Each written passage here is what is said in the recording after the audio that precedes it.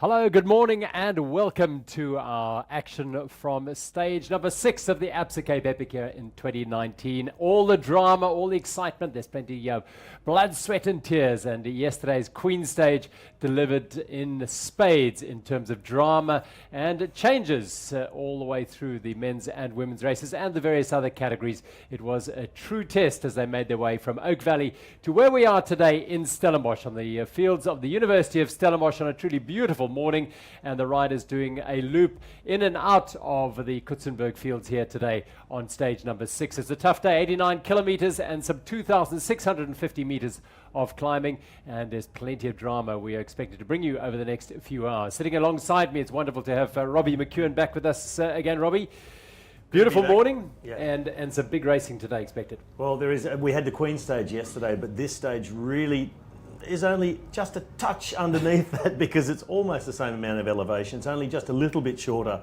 and riding around Stellenbosch, I know a lot of the riders, although fatigued, have been really looking forward to this stage because it takes in some of the best trails in all of South Africa. Neil Gardner is alongside me. Neil, also tell us about the racing. What are you expecting to happen here? Because the Scott team have got a 5-minute buffer. Do you think they'll increase that today? Well, it certainly looks like the stronger team are Nino and Lars, and they've proven it. And the most significant thing that we've been looking at is how good Lars is. It's a big ask to ride with the 7-time world champion, and Lars is living up to that task. And it's all about teamwork, and it's all about the so-called weaker partner, and Lars has shown no weakness whatsoever. That's Lars Forster, the European champion, riding with the world champion Nino Schurter. And yesterday they regained the yellow jerseys from Manuel Fumik and his partner Henrik Avancini of Cannondale Factory Racing. And this is how it happened. Let's reflect on the Queen stage.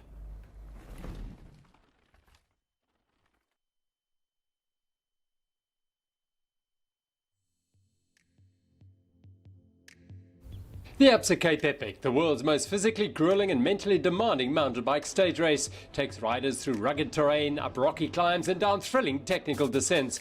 Attracting the world's best professionals and amateurs, finishing the Absa Cape Epic is one of the most coveted achievements in mountain biking. With 100 kilometers and 2,850 meters of climbing, Stage 5 was this year's Queen stage. After the first challenge on the Nieuweberg Pass, there was more climbing into the upper reaches of the famous A to Z trails, and on the Ganto Pass, which is a World Heritage Site. The brutal King's Climb, the Land Rover Technical Terrain and the Helderberg Trails finished off this tough stage.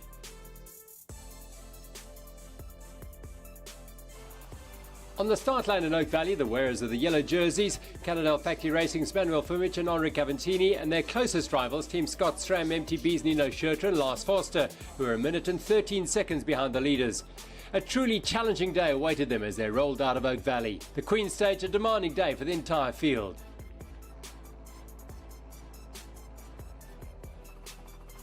In the women's race, Annika Langvall and Anna van der Breggen had been in the orange leaders' jerseys since the prologue. The Investec Songo Specialized team were in full control of the race, with the lead of more than 25 minutes over second place Summit Finn of Candice Hill and Adelaide Morat. Schurter and Forster led the field on the first significant climb after 7 kilometers. They were followed by the cross spur team of Sergio Gutierrez and Andres Chink. Fumik was off the pace behind the leaders and washed out down a sharp right-hander. He was back up and riding quickly, but looked on the limit as he tried to chase back along with Page Eurosteel and the Bulls Heroes teams. At the front, Scott SRAM MTB and Cross Spur led together with a lone Andre Frischnecht, and the DSV Scott rider came to the rescue of his teammates as he sacrificed a wheel. Shortly after, Cross took the Dimension Data hotspot with Bass and Bierkus in second, 30 seconds back, and Schurter and Forster 50 seconds behind the leaders. On the descent, the South African Page Eurosteel team moved to the front. Schurter and Forster also flew past the Cross team, pushing a relentless pace. The A to Z trails of Grabo and Philip Bass set a wicked pace through these flowing single tracks, helping to open up a gap of almost a minute ahead of Fumik and Avancini in the yellow leaders' jerseys. Fumik clearly struggling with the pace. Approaching the Ganto Pass, Page and Scott were still together, Bass and Bierkus having a storming day, clearly helping their old stablemate Schurter with what could be a race-winning move. Flying through Vergelegen, Scott and Page almost 3.5 minutes ahead of the Cannondale team, and Fumik still battling to keep up with his partner Avancini. On the day's big climb, the King's Climb, Lars Foster was powering up the steep dual track, keeping a steady pace. Bierkus was struggling to hang on to the back of the group, and the two teams entered the Land Rover technical terrain together. They clearly enjoyed the berm raining blast down the exciting Helderberg Trails single tracks, but Base had a fall, and Schurter and Foster pulled away, with Schurter adding some style with a couple of big tail whips along the way. Shortly after, Lars Forster also had a crash, but was up quickly, and Scott and Piger were back working together at the front of the race. After a magnificent effort, the South African Piger Eurosteel with Phil Base and Matthijs Bierkus crossed the finish line in 4 hours 19 minutes and 29 seconds, only a second ahead of Schurter and Forster for their first stage win since 2015. Drexler Samarco with Ferrara and Porro claimed third, and Fumic and Avancini in fourth place, almost 6.5 minutes behind the stage winners. Base and Bierkus celebrated their first stage win of this year's Absa Cape Epic. Nino Schurter and Lars Forster back in the yellow jerseys, more than 5 minutes ahead of Fumic and Avancini. In the women's race, the Investec Songo specialised pair of Langval and Van der Breggen and Summit Fins Lil and Morath were together for the first half of the day. But under Van der Breggen punctured and the pair had to stop to change a wheel in the tech zone. Mariska Strauss and Jenny Steenerhaag, a Silverback Fairtree, had a good day and were riding in third, before a heavy fall by Strauss in the G-Spot trail saw them lose some time.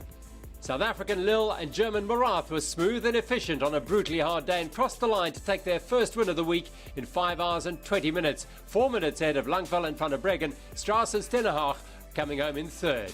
Still defending the orange leaders jersey, Langval and Van der Breggen.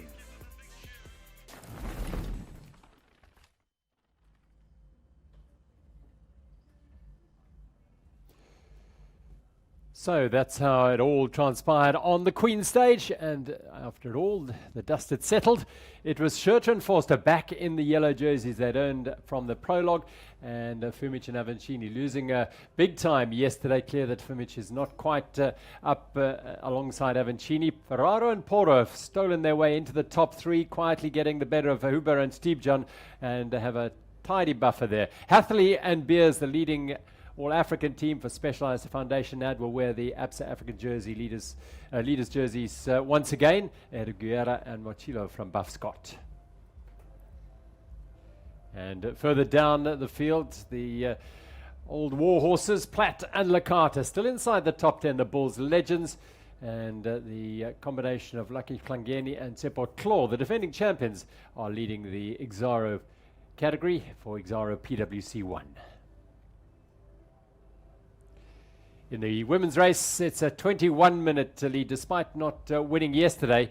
The Langval Van der Breggen combination are still dominant. Lil and Morath, fantastic ride. They certainly deserved it, the efforts they put in through the week. A great ride on the Queen stage. Lutia and Wojtowska lost more time yesterday, and the gap between them and Steenerhaag and Strauss is closing.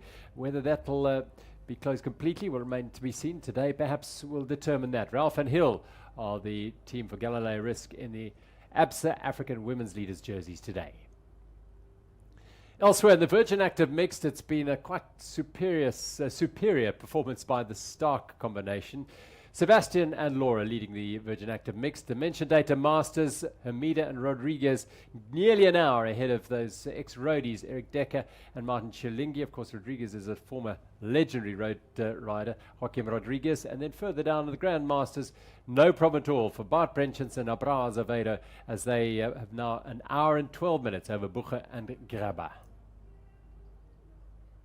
So today's stage is a tough one, as we've spoken about. Every day is a tough day on the Absa Cape Epic, particularly after yesterday, gentlemen. And today we've illustrated 89 Ks, 2,650 meters of climbing, early climbing as well to deal with. Yeah, very solid day, and straight up the Botmaskop, and that is going to be a real stinger for the legs, where people still not recovered, and that's a normal thing at this stage in a week-long race like this, Neil.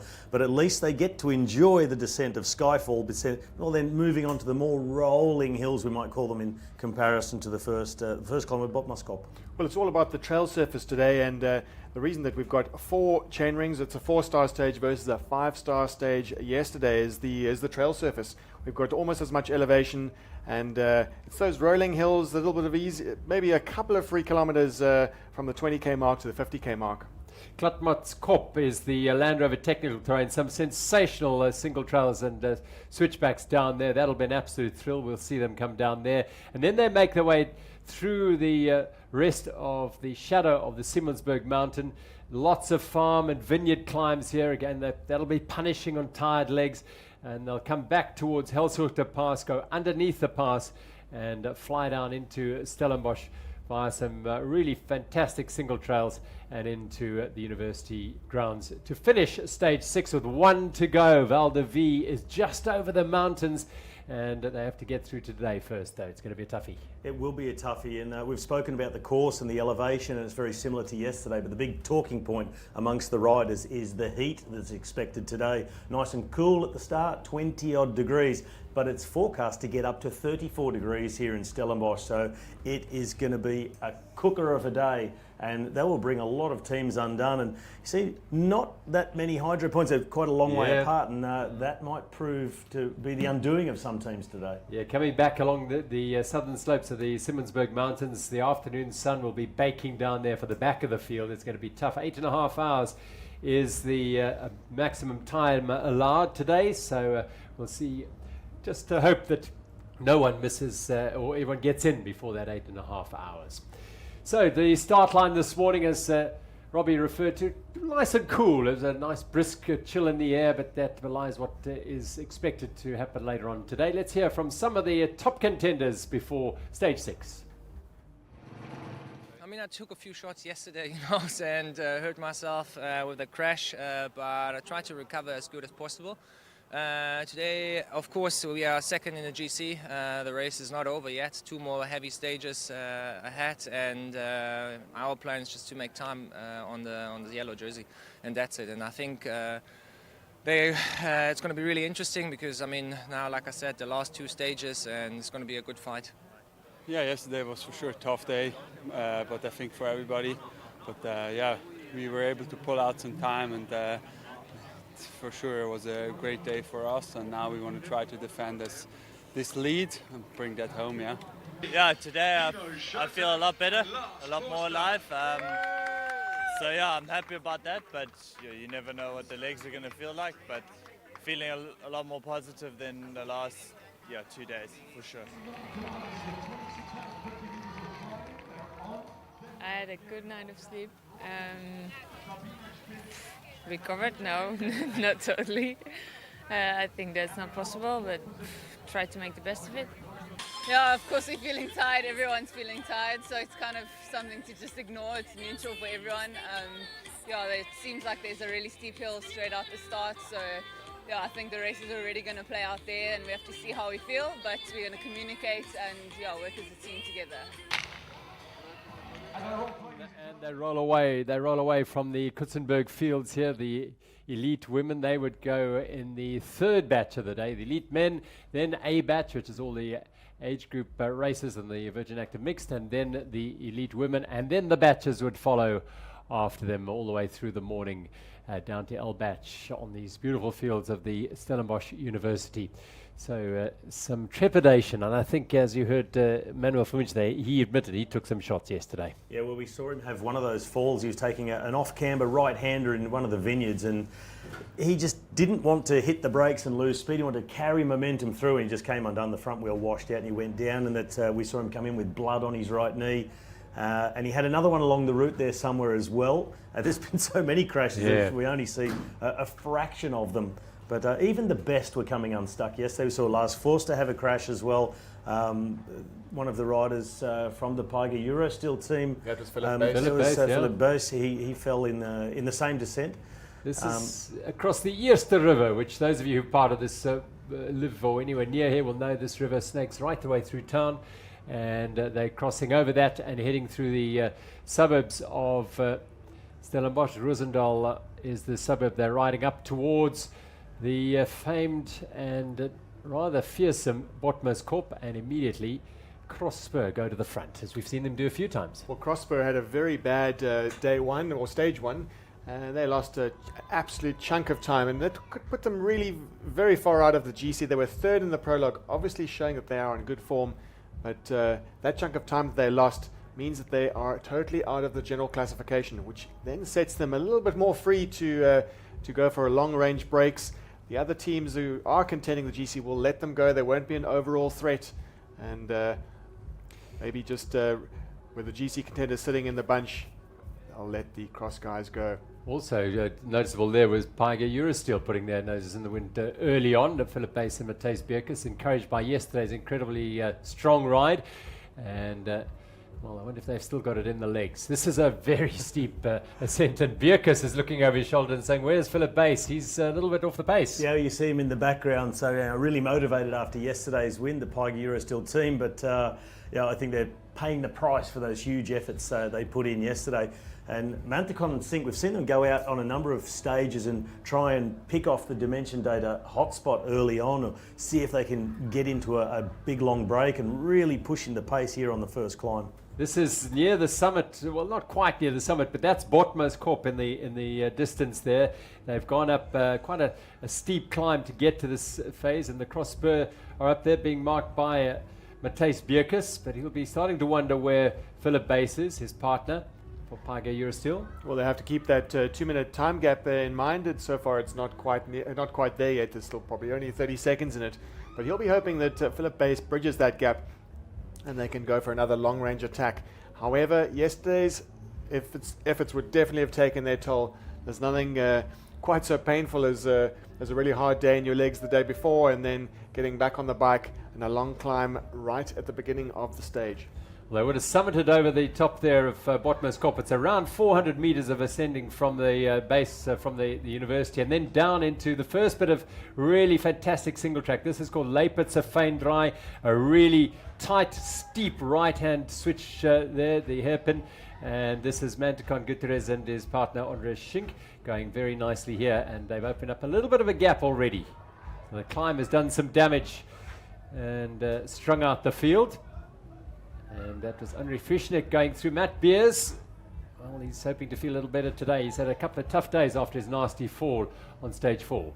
Well, what we've started to see throughout yesterday's Queen stage and already early on today, instead of teams riding really as pairs and very close to each other, they're much more spread out, and a lot of different riders in between teams, and they have to get themselves reorganised and maybe just keep a close eye on that compulsory maximum 2-minute gap they're allowed to ride at from each other. Now on to Skyfall. This is the fantastic switchback-laden Skyfall descent, and off that, and now they're bridging across to more the trails, and Cross Spur still opening up that gap. Gutierrez and Chink. And Gutierrez on the Spaniard, he's on the red bike, easy to spot with the riding styles. Chink is a slightly taller rider, and we've said already that Andre Chink has ridden the Tour de France, so he's got a bit of a background in the road, but he is at heart a mountain biker. He's an excellent rider on the World Cup circuit, consistently running in the top 5 on the UCI World Cup. And, no doubt back to his love of mountain biking. Well, these two cross spur rides are a long way down in the general classification. As you said, they had a terrible day one, so they're way down on the GC. They're really no threat. So the rest of the field could really let them go if they wanted to. They're no threat to anybody's overall position. But these stage wins are so coveted, and we've seen Scott SRAM win most of them. Now Paiga Steel have got one yesterday, and others are seeing the opportunity over this last couple of days to get something out of this race and go home with a stage win. Not only that, they've seen it's possible to beat the Nino Schurter and Lars Foster combination. Lars Foster and Nino Schurter have won several of the stages so far, and only beaten in fact by Cannondale and the Paiga Eurosteel guys. So hopefully the other guys will get a bit inspired, see that it is possible. That's Frumich now in the next group ahead of Avancini as they make their way through the Bannock Berms, the Bannock Farm here, and Bartini Farms, the two wonderful farms that the landowners have created these trails, and the best riders in the world exploring them. And well, anyone can come and ride them. You buy a permit, you'll get in here and ride through the Bannock Conservancy. Fantastic.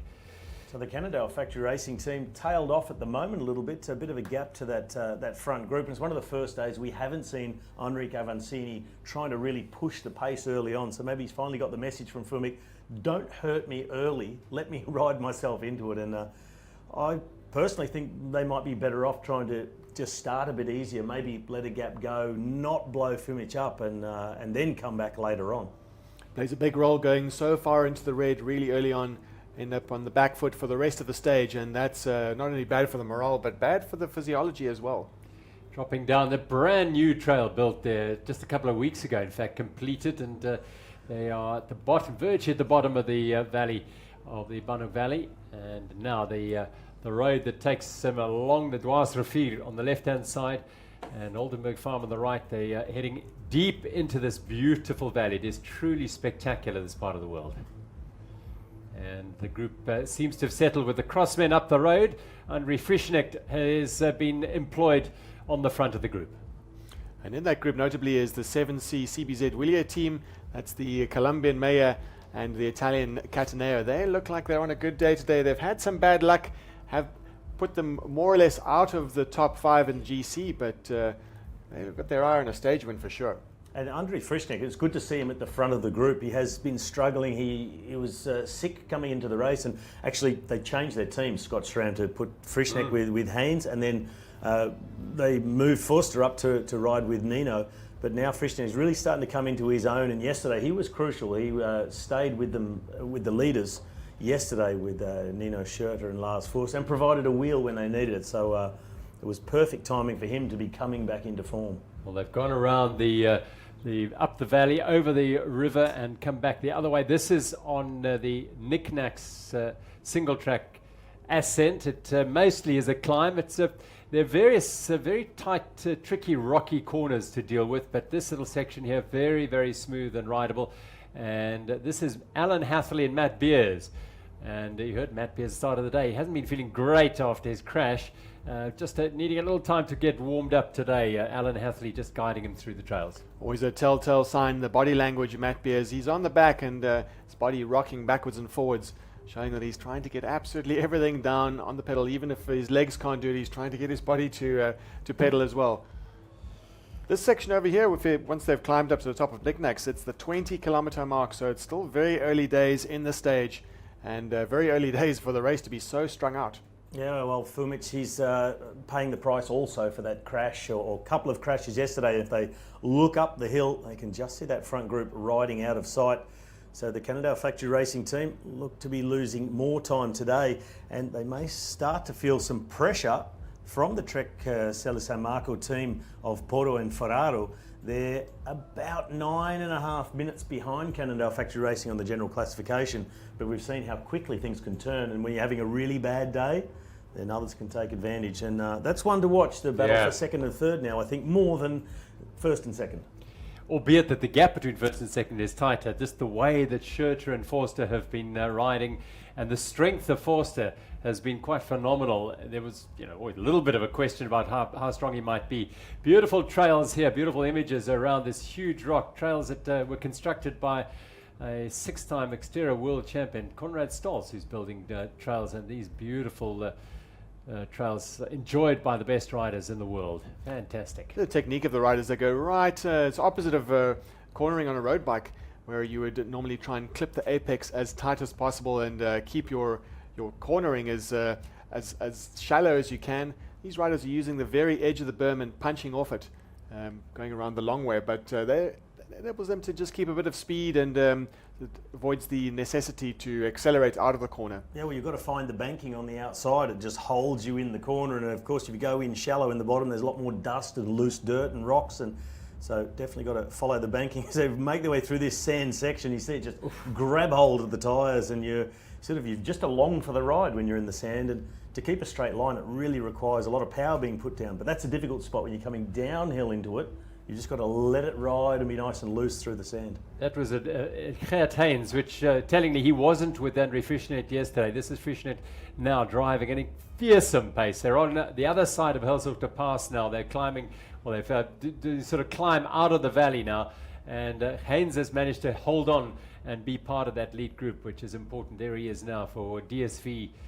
Scott, so in the frame. Well, we saw that yesterday, that Gert Haynes was dropped when Frischnecht was doing that work, and well, we're not really sure if there was more than a 2-minute gap between them. If there was, and the commissaires have seen that, there would have been a penalty incurred for that team. Yeah, they confirmed there wasn't, but that they saw, so they're happy apparently. Okay, well, it wouldn't have mattered to DSV because they're not up on general classification, and Frischneck was doing the job required for Nino Schurter and Lars Foster, and incur a penalty, but be there when they needed a wheel when they had a technical problem, and he got Lars Foster going within 20 seconds. So, incurring that penalty, they're like, yep, we'll happily take that. Yeah, part of the team racing. Absolutely. So Haynes there on the front. This is Henry Frischneck, and he's come on nicely. They're on to Takara Farm. Very, very steep roads through this beautiful farm with the vineyards around it, and these paved roads, it gives you an illustration of how steep they are, because they're not easy to ride and drive up when either wet or dry and dusty. But these guys making it look fairly easy, but even Nino Schurter and Lars Foster have to work hard. The 2 yellow helmets behind them. Remember, Cross are, I'm looking back there thinking they might be in that group behind them. They may Ferraro and Porro in that group behind, but Cross may still be off the front as Schurter, Foster, Haynes and Frischneck. Having a look at the in the background there, we've got Trek Salah San Marco team. They did earlier today. We heard news that their teammates had to abandon the race, so they're no longer in the race as a team.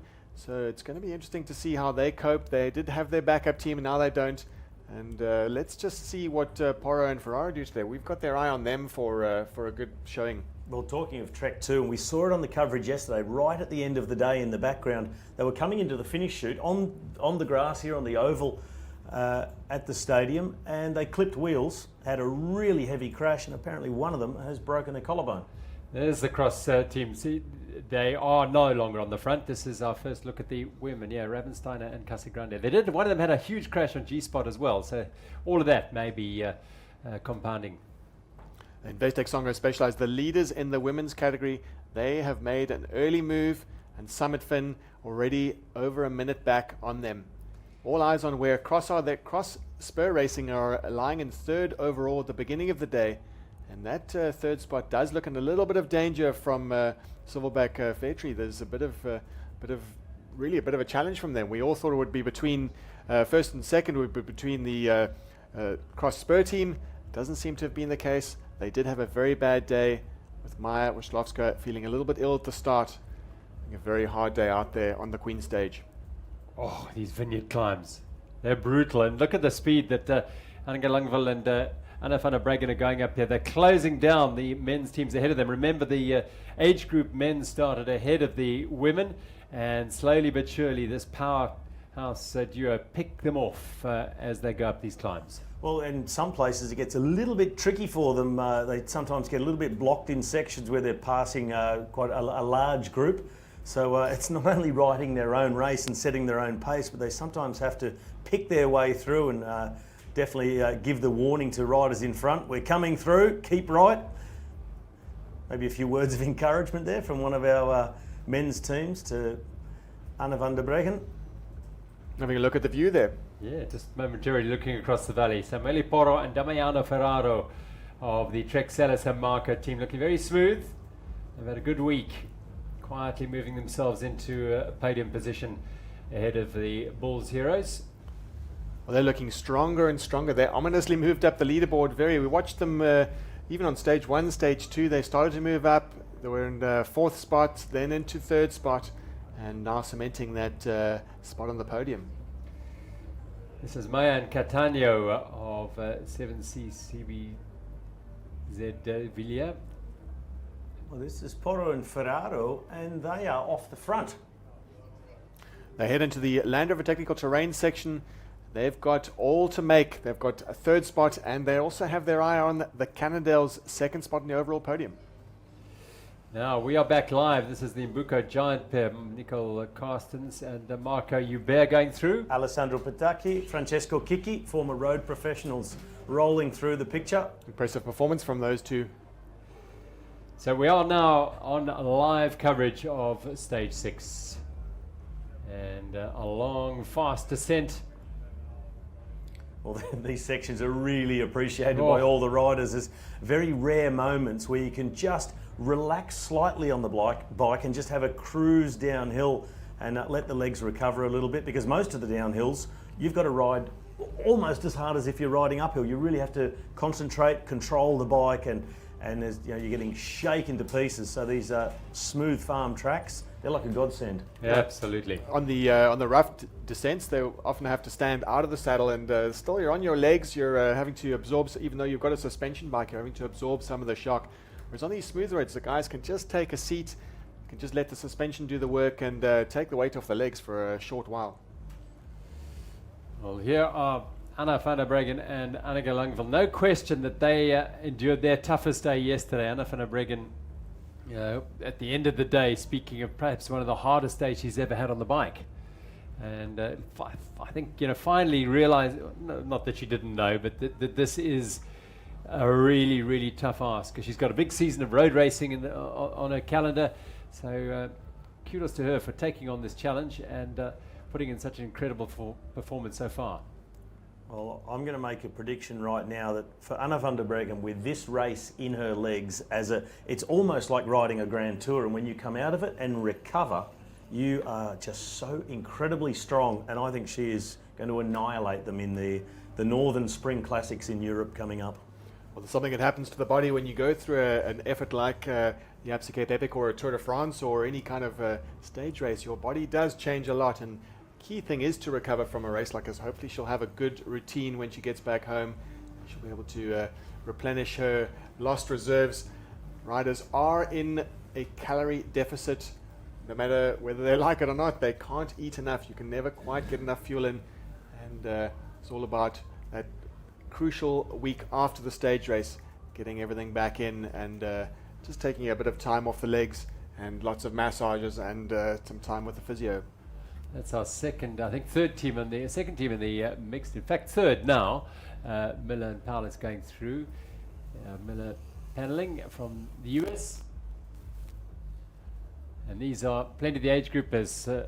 Leander Tobangunya and Bapapele Mbobo, third in the Xaro category from BMT Fairtree. They know these trails better than most. They spend their days riding it. They're the mixed leaders, so there is on the road a change in the mix. That's Laura Stark going through, Sebastian just ahead of her.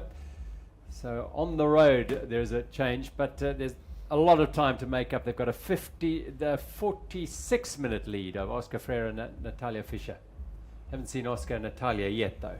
Whether they've gone ahead, I'm not sure. They may be.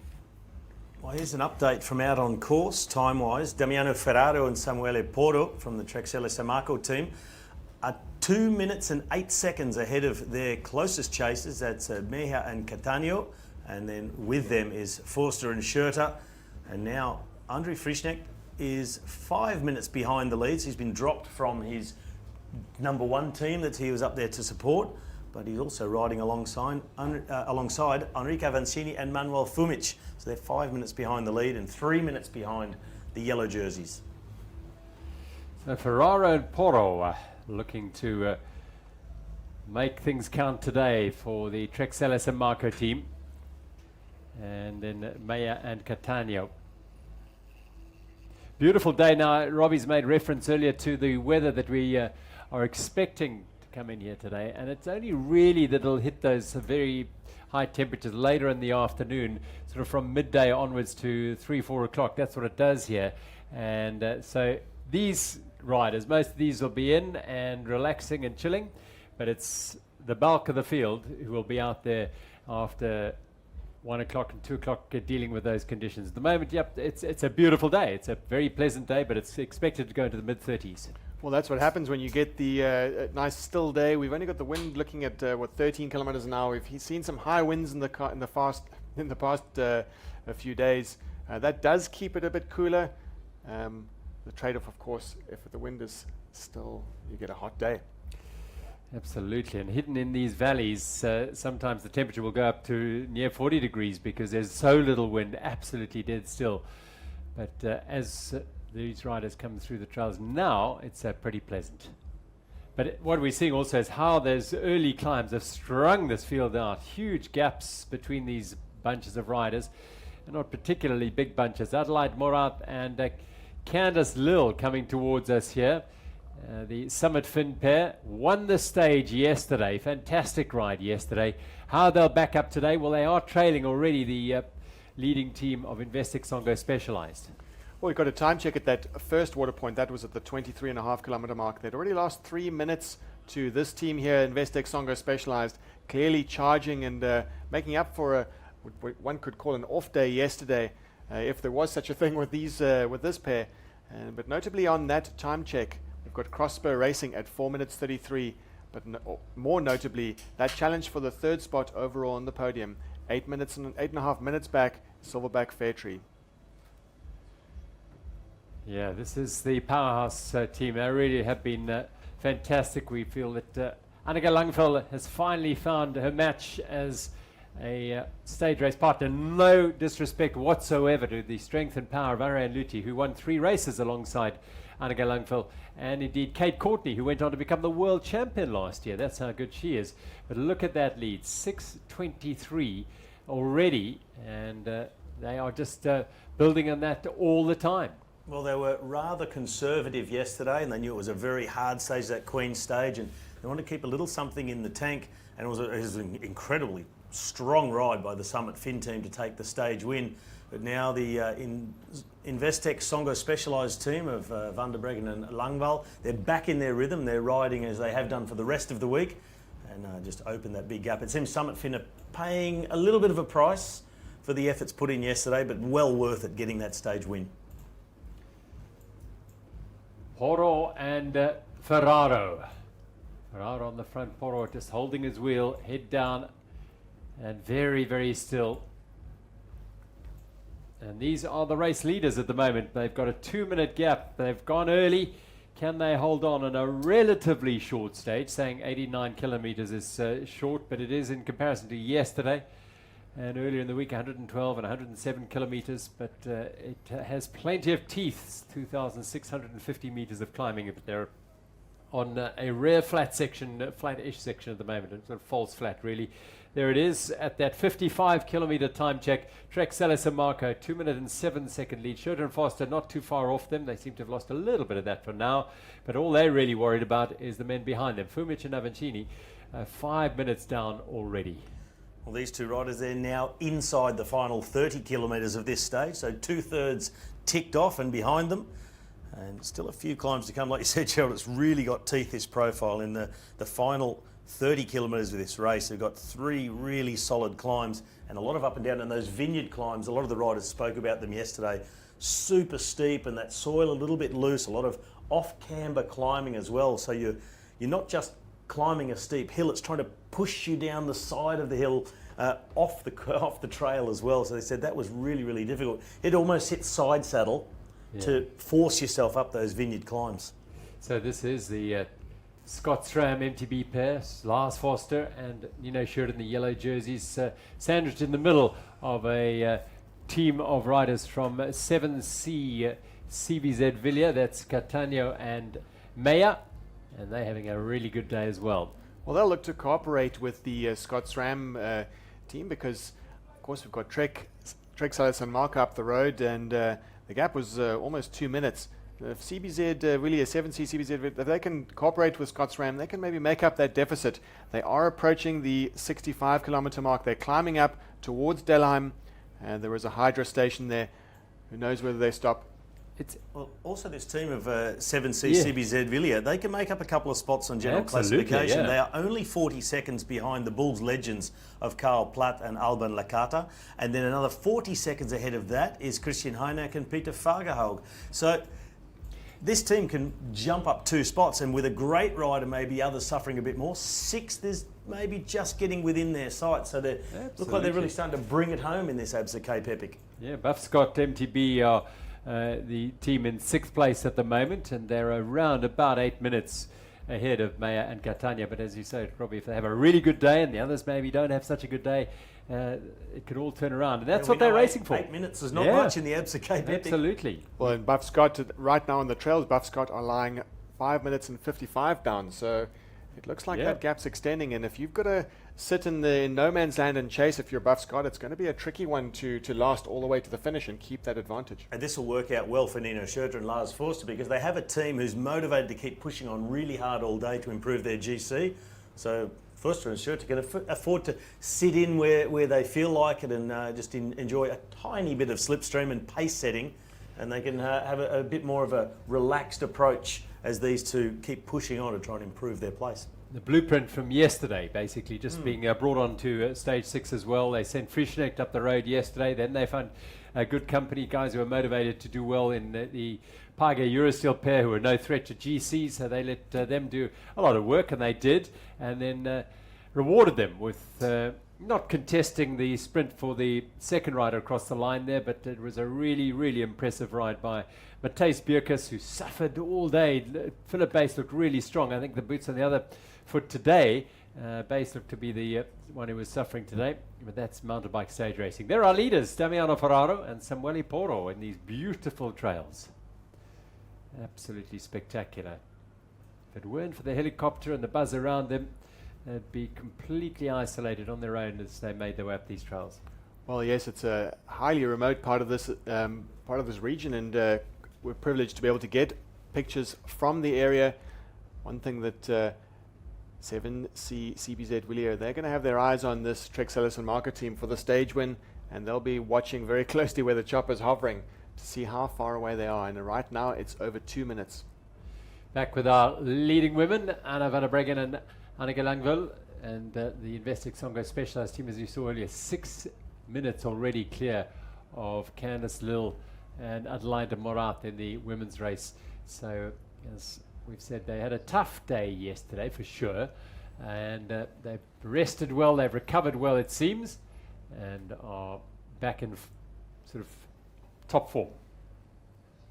Yes, and of course a tough day where they lose time for Investec Songo Specialized is still, as we've said before, it's suffering at a very high level.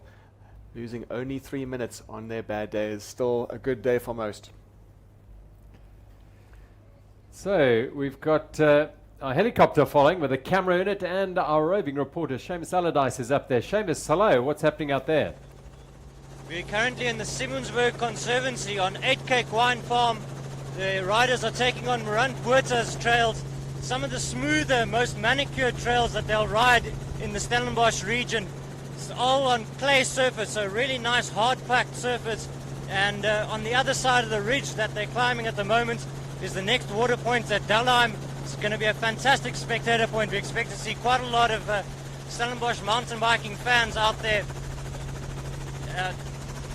The last check that we had was just over 2 minutes between Nino Schurter's group with the 7C team and the leaders that are Trek, Stella St. Marco, Manuel Fumic, and his Cannondale factory racing partner Enrico Avancini. We're estimating are probably about 3 minutes behind the yellow jersey Scott Schramm team. And remember, they have 9 minutes, about 9 minutes advantage over Trek Stella St. Marco.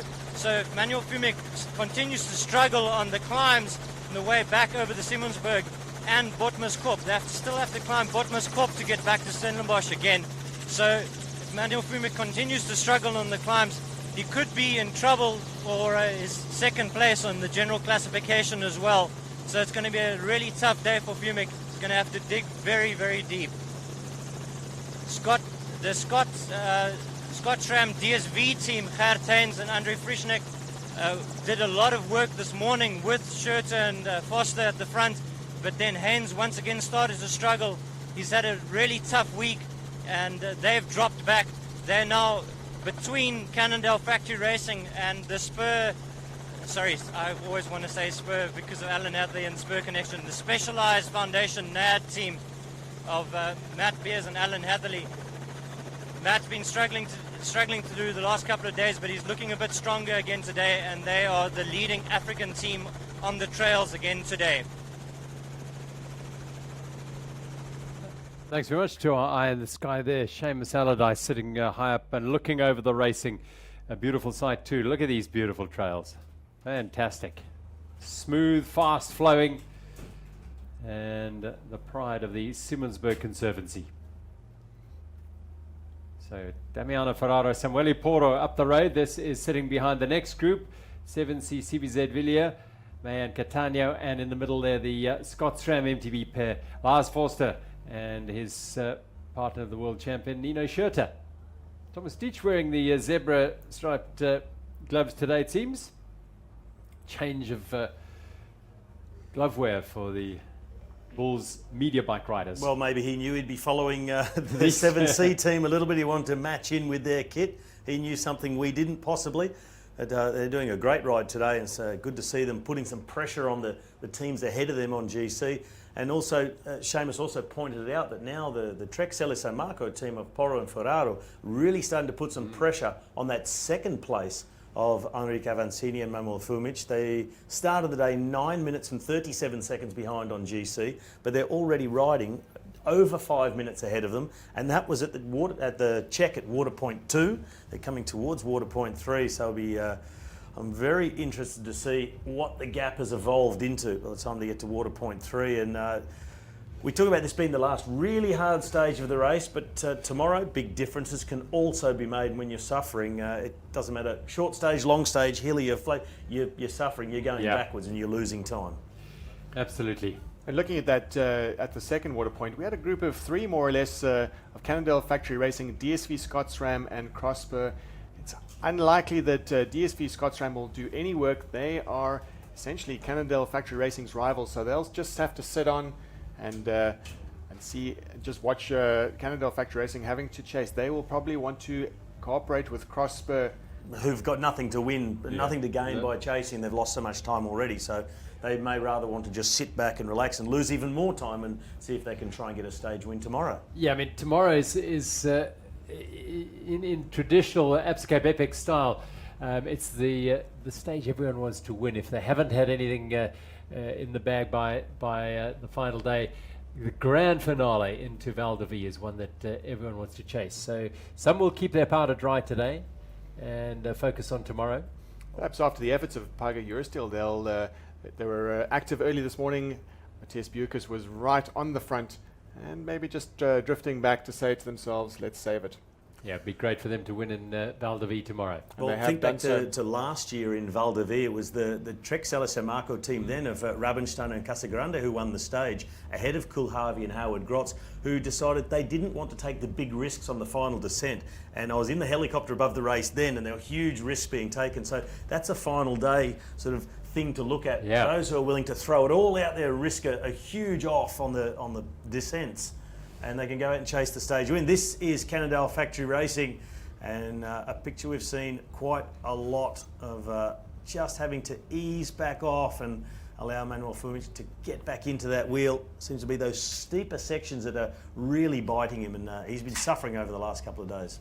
Back with the hydration packs as well, Avancini and Fumic. It's a tactics and strategy that they've used consistently through the week at different phases in the race. Forster goes through there behind Schurter, and the pair of Meyer and Catania as well. So they are some way back at the moment. Avancini and Fumic should probably round about 5.5 minutes, and the threat to them will be the second place they have now. Damiano Ferraro and Samuele Porro are taking aim at that. They're the leaders. Just a quick recap of that GC after stage 5. That's at the start of the race this morning. Scottstram in the lead and 5 minutes 13 back, and notably around about nine or so minutes behind is Trek Selle San Marco. So Trek Selle San Marco have got their work cut out for them. 9 minutes is a long time. Let's see how today transpires, already with 5 minutes down the road. Yeah, they're riding on their own here, Fumic and Avancini, and as Robbie said, in very familiar formation, with Avancini on the front looking pretty comfortable, and Fumic for much of the day yesterday, and as we've seen today, just trying to keep that gap to a manageable distance and manage his efforts, and that's the key in the Absa Cape Epic. It's not the condition of your strongest rider. You go at the pace of the weak of the two riders. Well, we heard the interview this morning with Manuel Fumic on the start line. He said, yeah, 2 more hard days to go. We're going to keep pushing, and then the plan is to take more time back. But I think he was saying the words, but not really believing what he was saying. And yeah, he's incredibly fatigued, but it's good he can even get those words out and keep pushing on like he is. And he does know that one bad mechanical for Scott SRAM, and they are right back in this. So you can't just sort of sit back and give up and say, well, we can't win, we'll just cruise and not really chase them anymore, because you might be provided with an opportunity like they were 3 days ago. Well, it's a good lesson of stage racing. Never ever give up. You never know what happens. Annika Langval even said herself that the racing is close, even though it doesn't look like it. It is close, and with everyone on the edge, on the limit, any mistake can happen at any time, and you can lose a chunk of time. Well, you see, the leading teams are never content with the gap that they've got, because they know one bad mechanical and it's all over, or a crash. And yesterday we saw a number of bad crashes, and one of our top men's teams are actually out of the race after a crash as well. Casagrande and Ravenstein, the Trek team. Now, just the interesting was missing from this is cross spur. Gutierrez and Chink, because in the front there, Alan Hathley, Urs Huber, Alan Hathley from Spur Specialized Foundation, NAD, then Urs Huber from Team Bulls, Hathley's partner Beers, Simon Steepjohn is there, and then the Buff Scott pair are in here. I think that's Carretero and Vergara. So that's the next group behind Avancini and Fumich, but Cross Spur were with them, they're not there any longer. Well, it's a good cooperation between these teams, and it's always difficult to share the load, share the work. On the open flat roads, you'll see them sharing the work just like you see on road racing, but not so easy in the single track. It does rely on the front rider to set the pace. And Alan Hathley, the world under-23 champion, is no longer an under-23 rider, so he no longer holds that title effectively, but won world champs under-23 in Lenzerheide.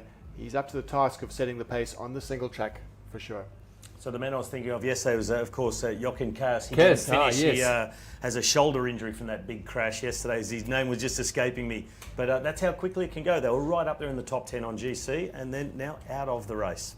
Centurion Bauer, Daniel Gasmai and Jochen Kaas, who he said early on it happened as well, sadly for Centurion Bauer. And we saw the images yesterday, that pale face, the resignation, and really difficult psychologically to go from expecting great things of yourself in a stage race and high ambitions, and then falling, and then in that instant have to switch over to, oh, my race is completely over. Yep. Yeah, well, they were in 5th overall before that, so that's a huge blow. We're with the third group on stage 6, the Absa Cape Epic. It's Specialized Foundation, NAD, Team Bulls Heroes, and the Buff Scott pair of Carretero and Vergara. And they're heading towards our next checkpoint. At the moment, Samuel Porro and Damiano Ferraro have a 2-minute and 20-second lead over Louis Meyer, Nino Schurter, Lars Forster, and Johnny Catania in the second group. Enrique Avancini and Manuel Fumich haven't reached that checkpoint yet, and they are losing time hand over fist. Well, we've got 3 riders through that checkpoint, and just if you've just joined us, the 65-kilometer mark, that's that checkpoint we're talking about. It's where Delheim, it's right at Delheim Wine Estate, 65 Ks. We've got 3 teams through there: Trek San Marco, Scott SRAM, MTB Racing, and 7C CBZ Villiers are together at 2 minutes 20 back. How cool is that? Straight through the vineyards here at Delheim Marati, a beautiful part of the Knoorhoek Valley here of Stellenbosch. Well, coming up towards harvest time soon, I believe. So if you're really hungry, reach over, grab a bunch of grapes and keep going. You'll be lucky. There may have maybe 1 or 2 left on the vineyards, but pretty much done. This look at the spectators out here. It's fantastic. Delheim Marati, very close by the 2 farms, neighbouring farms, and also very cooperative in allowing the riders to snake through here, and allowing weekend riders to come and explore these trails. Go along to Delvira, you can get yourself a pass for the Simmonsburg Conservancy and ride these trails as well. The network around the Stellenbosch environment is quite simply fantastic. Absolutely amazing network. And these guys are riding most, and girls are riding most of these trails today and yesterday and tomorrow. Well, not a huge sense of urgency we're getting from this this chase group. Front guys, Trek San Marco, they've got, they're getting 10 seconds each, water point. A fall there. Whoopsie. For we don't know if it's Ferraro or Ferraro, Porro, Porro. but pushing hard and just washing out that front wheel through that left-hand corner. Loose trail surfaces. Surface, Yeah, yeah. and a few ruts there as well. So over the big water ruts, and just lost it, but it just shows you how hard they are pushing. Fumic and Avancini have gone through that Delheim checkpoint at 65 kilometers, 5 minutes and 40 seconds down on Porro and Ferraro. So it's plateaued somewhat Okay. now. The gap that Ferraro and Porro were opening up, it seems to have plateaued a bit. It was 5:10 at the last one, now out to 5:40. So they've lost another 30 seconds, but it seems they've stopped the hemorrhaging. Flying through Porro and Ferraro. I think it may have been Porro, I'm guessing from this distance, but that's again just that example of how rough and loose and off camber and the ruts. You can see him just trying to make a few adjustments to his Yeah. bike. He's gone down, he's hit the left side of the handlebars on the ground. He's just trying to fix a gear lever or a brake lever. He's giving it a bash with his hand, trying to straighten things back up, while his teammate takes the opportunity to have a little drink and just hold back a little bit, waiting for his teammate. Well, there they go, and no stopping there. Off they go away from Moratti and Delheim as they have that lead of 2 minutes and 21. The Schurter, Forster, Meyer, Caetano group at the moment in second place. That crash will have cost them, not just time-wise, but they've broken their rhythm a little bit, and might not be the world's most critical point in the race, but it could actually play a role later on. If he's hurt himself a little bit, we have to see when the adrenaline wears off what kind of effect that has had on the rider. He is covered in dust. Let's hope that he's not injured in any way, and hope that his bike is still in one piece. Can Yeah. happen where they break a brake lever or something. We can't see the bike right now.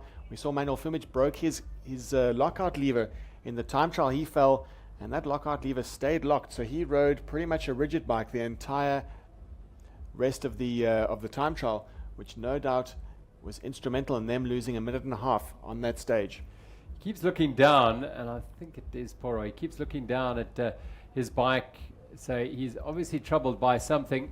Now the conversation between the two, lots of blood from the elbow as well, and they'll assess the situation and see if they can manage whatever the issue is, mechanical or physical, and retain that lead. This is the twisting and turning, the vagaries of riding the Absa Cape Epic, and this is sort of exactly where it happened. Off camber, fast, loose, rutty, and you come down here and you come down at speed, as you can see now how fast these guys are going. There we go. So they've got an issue. So time is leaking away from Trek Stella San Marco, a mechanical, obviously lost some air, and just using the CO2 canister to express some air into that rear tyre for Samuele Porro and Damiano Ferraro. Well, this is what it's all about. We saw there was a crash. We guessed that it might have been a mistake, but it could easily have been that they were losing pressure on that tyre. It's not always that easy to tell if you've lost pressure until you go around a corner and that tyre just rolls a little bit too much, and there's a bit of a traction loss, and that's why you go down. So it looks like the tyre pressure issue was a thing. They were losing air a little bit, and attending to it as quickly as possible and getting back on the road. So stopped by Porro and Ferraro for Trek Stella San Marco. They would have lost 30 seconds or so to this group, which is Catania, Meyer, and in between them Scott SRAM, MTB of Nino Schurter, Lars Forster, the leaders.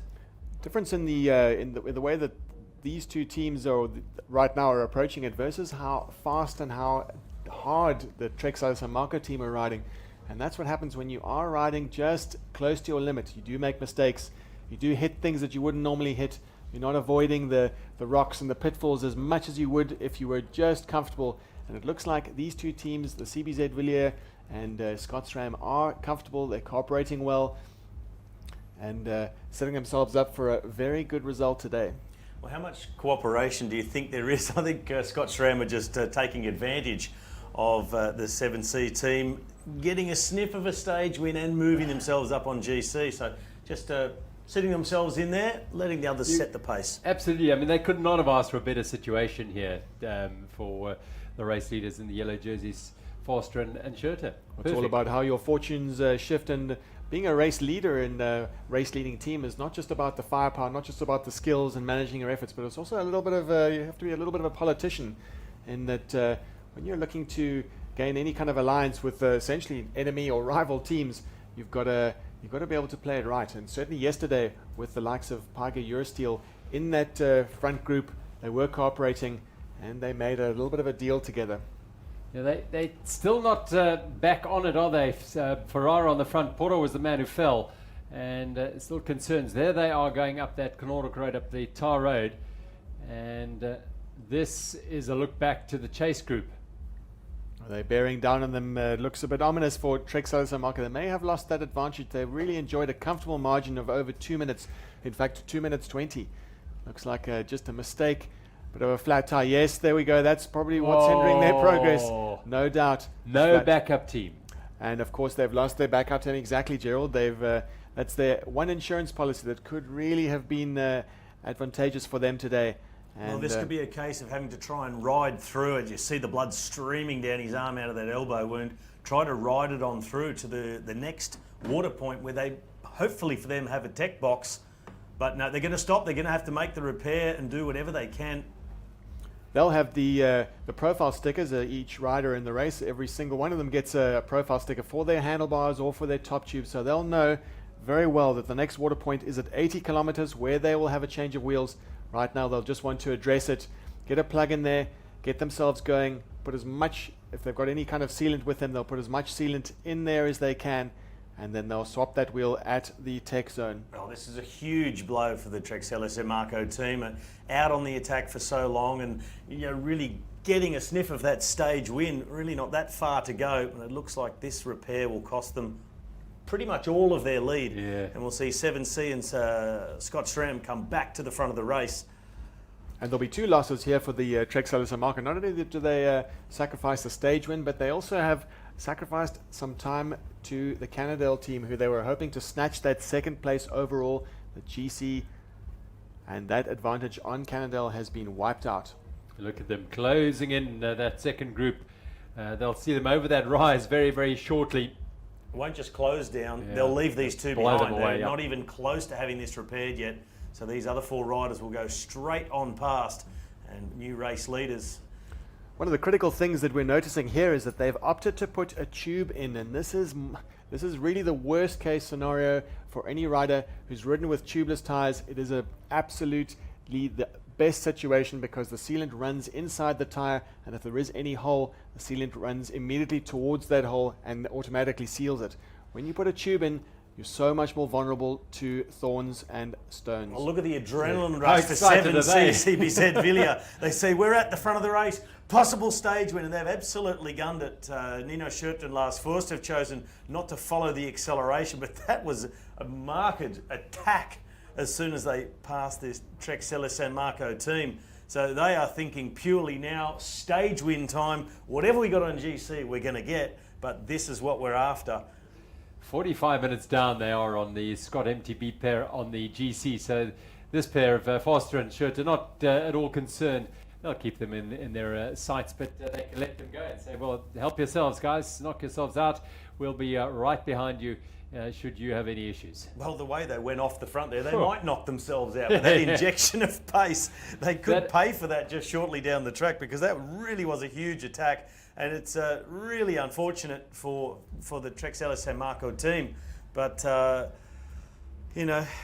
that's mountain bike race. We've said it over and over again that is part of the race, these mechanicals. And 7C CBZ Villiers, you've got to be Johnny on the spot to take advantage of these situations. So they've done the hard work to be in the right spot, and now it's falling into their lap. But I wonder if they're going to pay for that big acceleration. It was violent. Yeah, the adrenaline took over. Hang on, here we go. And so they'll head up the mountainside. They're going to be very excited with this, not to get too carried away. That's the key. Well, we looked at the when we saw the prologue and we looked at the end results. We saw that 7C CBZ Villiers were 4th on the prologue, and the prologue is although it's not a stage where you can win the race, it's a very good indication of the form. They were 4th on that prologue. Louis Meyer and Johnny Cataneo, really a marker of exactly what their intentions are at this race. Well, Trek Celis San Marco getting back underway now. They've made that repair. They're a couple of minutes behind now, from 2 minutes in front. They're going to be somewhere around 2 minutes behind. And they'll be out on the chase and see if they can drag themselves back into contention. Well, drama again on the Absa Cape. They get very seldom fails to disappoint in terms of delivering drama, and we were right on the spot there to see what happened with Porro and Ferraro. Noticeable, they're obviously very disappointed, but they focus as they switch from race mode at the moment. Although it wasn't quite as immediate as that, because they had quite a lot of time to consider what the options were, and then got off the bike and started being mechanics. That's what it's all about, is considering your options and managing that damage. You've had a crash, you're losing pressure on the tire, and it's not fixing. Very often with the tires, what happens, you're losing pressure and you can't fix it. It's often a little hole right next to the bead of the tire, which, because of the flex of the tire, makes it really difficult for any plug to work and any sealant to work. It's magic, and really there's only one option, and that last resort of putting a tube in. Of course, then you have to have a really good check around the tyre for thorns as well. You throw a tube in, you pump it up, and immediately you've got a puncture again. Absolutely. This is the leading women's team heading into the single trial in the forested area here. Anna van der Breggen and Annika Langville. They absolutely have a massive advantage, and we're going to have a look at what time they come through there at, and got some time check from the first water point. They were way ahead. They were 3 minutes ahead. Let's see what their progress looks like when they get to the next checkpoint along the race. This Some of our Grandmasters, men's teams I think that's coming Barty through. Bucher and Hans-Joch Gerber as they come through. I think this is Delvira. And slow progress up the climbs. That is just devastatingly tough this day, because they're just these short, sharp climbs all the way through, very little flat riding. Indeed, Delvira Farm. And that's the base, the trailhead for a lot of these wonderful trails in the Simmonsburg Conservancy under the leadership of Mirand Boert, who's done an incredible job, one of the pioneers of mountain bike trail building in this part of the world, very involved in those early World Cups in the late 90s, 97, 98, the downhill World Cups here on Botmaskop, and still deeply involved in bringing the youth of South African mountain biking to the fore. Well, we've had confirmation that mechanical for Trek Samako cost them 3 minutes. Oh, from 2 minutes in front to 1 minute behind, just like that. This is Tsepo Tlo and Lucky Flangeni from the Xaro PWC 1 team. They are leading. They're the defending champions in the Xaro category, which has been highly competitive this year. And they are also pulling into Delvira to take on a bit of sustenance. They'll need it. There's a difference in the urgency of the top professionals coming through here, and some of the less, these are still top riders in their own field, and just taking a little bit of extra time. Just the fatigue of the last few days showing. Yeah, well, our elite riders getting in and out as quickly as possible, but the rest of the field, we have some people going in there and taking a lay down on the grass for a few minutes and really taking their time, really using it as a recovery post rather than just a quick hydration boost. This is Avancini and Fumic. Now, have they got past Porro and Ferraro? I don't think they have, because they lost, they were 5 minutes down. Porro and Ferraro took 3 minutes to repair, so they'll be a little bit closer to them. Oh, now that's not a good sign. Simon Schneller, the Bulls 2 support team rider, has he got a mechanical issue? He has. He has indeed. He's broken a frame, I think. He's repaired his bike with sticks and zip ties. There's some bush mechanics for you. Well, that's a bit of improvisation going on there. It looks like a break in the carbon frame. This is what can happen out on the course. These rocks just fly up. If you're riding down a descent at 50 kilometers an hour, one rock strike on a piece of carbon fiber can cause catastrophic failure. Well, these are elite racers. The Bulls pair of Simon Schneller and Martin Fry, they're riding in support of their top two combinations, Urs Huber, Simon Siebjan and Carl Plant, Albert Lecata, but they're out of the race here, and they're just going to take as much time as they need to get their mechanicals fixed. Well, a bit of bad luck there from Trek, as looks like not inadvertently, it has directly saved Fumic and Avancini's second place on GC, losing 3 minutes That's one less stage to drive home that advantage for Trek Celis San Marco. And the difference at the start of the day was 9.5 minutes between the two, and Trek Celis San Marco had 5 minutes lead built up on Cannondale in this stage, so they're starting to put them under pressure for that second place on GC. Well, now they're within a minute of each other, so that's been negated, and a real blow for Trek Celis San Marco riding such an aggressive stage and going out after the big double, a big stage win, and trying to move themselves up to second, and a puncture and a crash just like that, all out the window, and they're right on the back foot again. How quickly it happens. And it's worth, you could always say it was worth the risk. Trek Celis San Marco really had everything to play for today. Well, you see how in control that Anna van der Breggen and Annika Langvall are. They come into this water point here, but they saw the kids in the corner there waving and cheering, and they had time for a little wave and a hello and thanks for coming out. And it's an exciting moment for the kids when the leader of the women's competition, it was Anna van der Breggen who made time for a wave. Annika Langvall, she can't find what she's looking for. She said, well, where is it? Where's my bidons? Maybe they're a little bit quicker than they were expected by our helpers at the water point. But notice the urgency of the team. They're just a top professional team. They're really acting like they're behind. It's the urgency that we're seeing. They have really got all the time in the world. They've got a massive lead on overall, but still making sure that they do everything as quickly as possible. It says it all about the professionalism and the extreme personality of the racer, Annika Langvall. You might just have caught in the corner there our e-bike rider Stefan Sam, who stopped as well. They're just having his battery replaced. Look, a little bit of lube there. So after all that rushing, they're taking their time, just getting some lube on the bike, and away they go. It's Schneller, the Bulls team, looking to do all they can to get that frame to the finish. It's a great spot to be to watch the races at the hydration stations, the water points. There's a vibe, there's intensity when the pros come through and they rush for bottles and repairs, and then it slowly sort of settles down, and then the amateurs come through and the slower riders, and they take, as we've said earlier, some of them take a little nap if they have to in the shade or cool down, and you get a real taste of the Absa Cape Epic. One thing, there's always pressure for those people. They might want to take a rest at the hydro point, but they've got an 8.5 hour limit to finish this stage, so you've really got to pep yourself up and say, right, time to move, and keep going. That's one of the critical things if you're a back marker at this race, is not to spend too much time at that water point. Sometimes if you're take it a little bit too easy, have a drink, sit down, have a chat. If you add all that up, if you take 20 minutes at each water point, it adds up to an hour.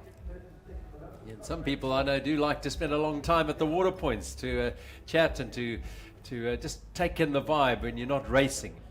Not all of us are racers, you see. Sounds like you're speaking from experience there, Gerald. From direct experience. I'm terrible, I must say. I stop and engage. I don't have a... So you get in there and start commentating on yourself, and then other people are coming past. Meet people and chat, and it's a wonderful way to get to know. But yes, I do lose a lot of time each day at those water points. Well, here's our race leaders overall. Nino Schurter and Lars Forster. Forster on the left.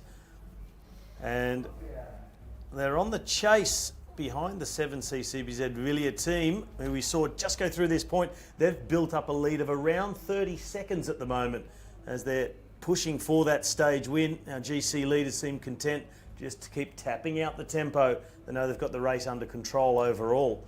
Well, that's a huge attack. Well, it's actually 56 seconds. And it's a I was very counting too slow. Interesting fact that that time gap is extended so far that really get a very clear picture of the urgency and also the objectives of the two different teams. The objective of the front team, 7C CBZ, they want to win the stage. They want to gain back some time overall. So they've got to take a few extra risks. Scott SRAM, you could say they could rest on their laurels at a very high level. Just taking it one click down, 2% off. These are our leaders, and you can see the difference in intensity. They're attacking every corner. It's like they're doing full fuel burn right at the moment, and they're not concerned about pacing. They are going literally as hard as they possibly can. They desperately want this stage win. And they're also going to take a lesson from the Trek Celis San Marco team. Full risk means that everything can go wrong in an instant. So risk with a little bit of conservativeness on that downhill, they would really be very disappointed to lose this golden opportunity to win a stage at the Absa Cape Epic. Well, it is about risk reward, and Yep. the reward is huge. A stage win here on the line in Stellenbosch, are willing to take the massive risks. They know they need to build up a buffer. If a little something goes wrong, then they're going to be caught back very quickly. So And they know that fortunes can change very quickly at this race. They've seen both sides of it, and they know very well this is the golden ring they could grab. Absolutely brilliant opportunity to win that stage. Well, these two, Louis May is the only one who's finished the race last year.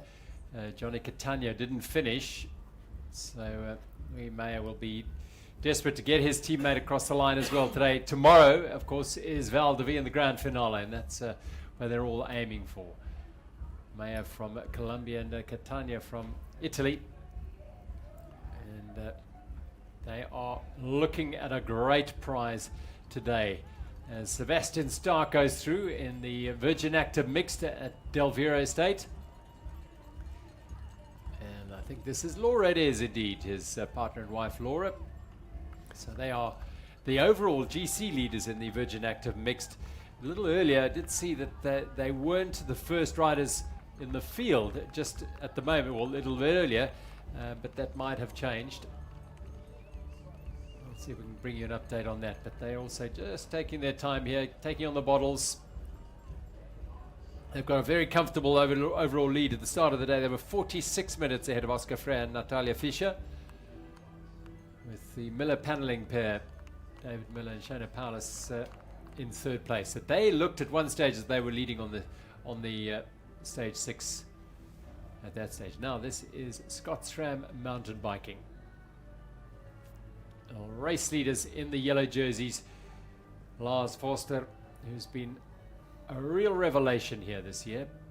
He came into the team as a late replacement for Andre Fischler. Decision taken after a Wednesday evening race here in Stellenbosch. Thursday morning, this is what we're going to do, and it's worked out a treat. The 7C CBZ really, they're on a great day out. the Stark pairing are definitely first on the trail. They're in the lead, first and only mixed team at the moment into Waterpoint 2, where our leaders are inside the final 20 kilometres, and they're riding this 20 kilometres like they rode the very first 20 kilometres of this Absa Cape Epic, the prologue around Table Mountain National Park. They are giving it everything they've got, a massive attack. As soon as they saw they hit the lead, they just put another gear and just blasted away from the yellow jerseys. What's it like winning a Grand Tour stage? Because, you know, this is pretty much what it is in mountain biking, isn't it? Well, you're willing to take every risk, and you do when you suddenly feel it coming so close. The opportunity is there. You can feel it. It's a massive adrenaline rush. And for guys like Foster and Schurter, they've already had quite a few. They've got so much experience. They've won a lot of big races. But for riders like the 7C CBZ Williat team, they don't come around so often. So it is a pure excitement moment. Yeah. The adrenaline is just flowing through your body, and you're willing just to do everything to get that. And notice we've said already, the difference in body language, the difference in urgency. These the Scotsram team have definitely got their eyes on the final prize, the prestigiousness of wearing that yellow jersey and also keeping it. It's there's a certain tactic you need to adopt, and they'll be fully aware of all the risks on the trail, the trail surface, all the pitfalls, and just taking it easy. Second team coming through here in the women's category, Candice Little, Adelmaroth, Summit Finn. Let's have a look at the time gap. 8 minutes. Wow. Exactly. It's a big gap after their stage win yesterday. I think it's a combination of two things. Of course, it's the battle up front. I think that's Oscar Freire going through there. Now there's Oscar Freire there in Yes. the red and black right in front of them. So his partner, Natasha Fischer, has gone through. He'll take a little bit extra on board and catch back up to her. Now, an interesting thing with Freire and Fischer, they haven't been employing that tactic of the Stark pairing, where we've seen Laura Stark holding onto the jersey of her husband, Sebastian. Well, Oscar Freire said, I didn't come to ride like that. We're riding as a pair, but we're going as fast as we can go as a pair. And he said, I didn't come to tow someone around the Absa Cape Epic. And we're happy sitting in second where we are and the way we're doing it. Yeah, it's not against the rules, of course. You can do that, but it is obviously the combination's choice. And it does make your ride around the Western Cape a little bit harder if you you're having someone hold on to your pocket. Absolutely, it does. Just looking at that gap, there was Yeah. a 23 kilometer mark. That was the gap at 23 Ks was 3 minutes, and the gap at 55 kilometers is 8 minutes. So making a lot of time, a lot of many kilometers between those two water points and those two checkpoints. But 8 minutes is a long time. Well, you just see this combination. They are able to do it day after day. We saw yesterday, Lil and Mortat, they went out, they got that stage win, but they must have really burnt themselves, find it hard to recover. Where Langevall and Van der Breggen, they just do it day after day, they jump back on, they get back in that rhythm and keep tapping it out. That's why they have such an enormous lead. And let's face it, they had two of the world's very, very best. Marathon world champion in mountain bike, world road champion on the road. And it's just, they're in another level. Absolutely incredible. They had a mechanical yesterday that obviously compromised their efforts, and I think after that they decided, well, let's just manage our day today. It is the Queen stage. We've got a big lead. There are 2 more days to come. Let's just not lose too much time, but get home safely, as they did. No problem at all. This is our race leaders. They've just turned off the Rustenburg Road up the Rustenburg Valley and heading back onto the dirt towards Ida's Valley. And Johnny Catania and Louis Meyer have benefited from the misfortune that befell the original race leaders, Damiano Ferraro and Samuele Porro. And the moment they saw that problem, they just bolted onto the front. Maja Wostowska and Ariane Luti.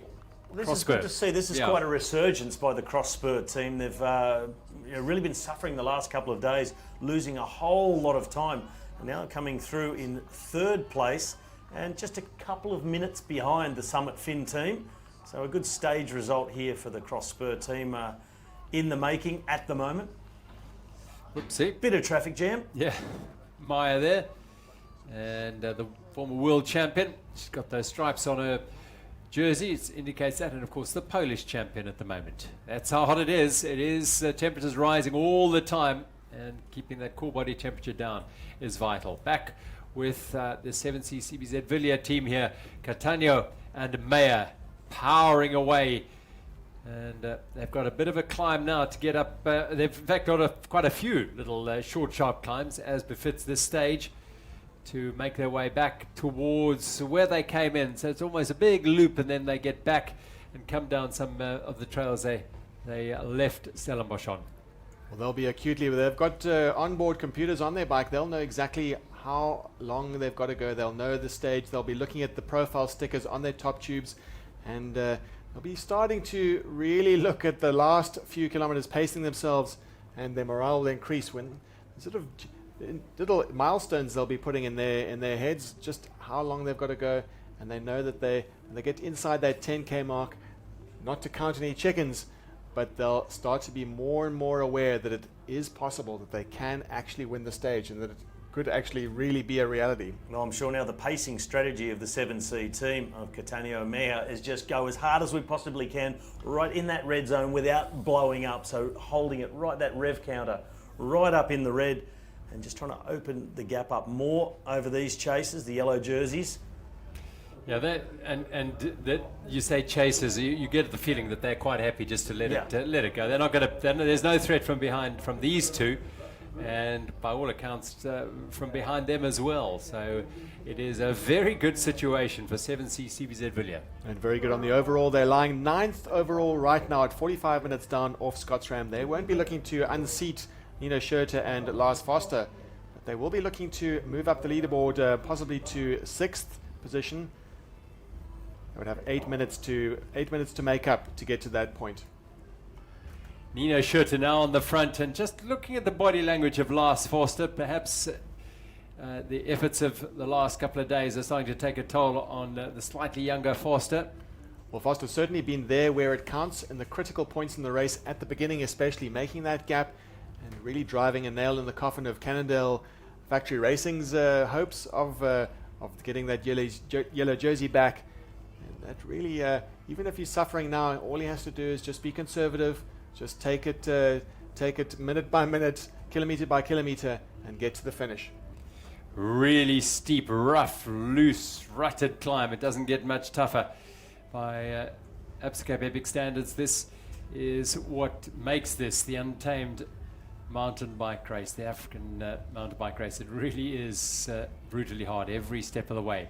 Meyer and Catania making it count up front.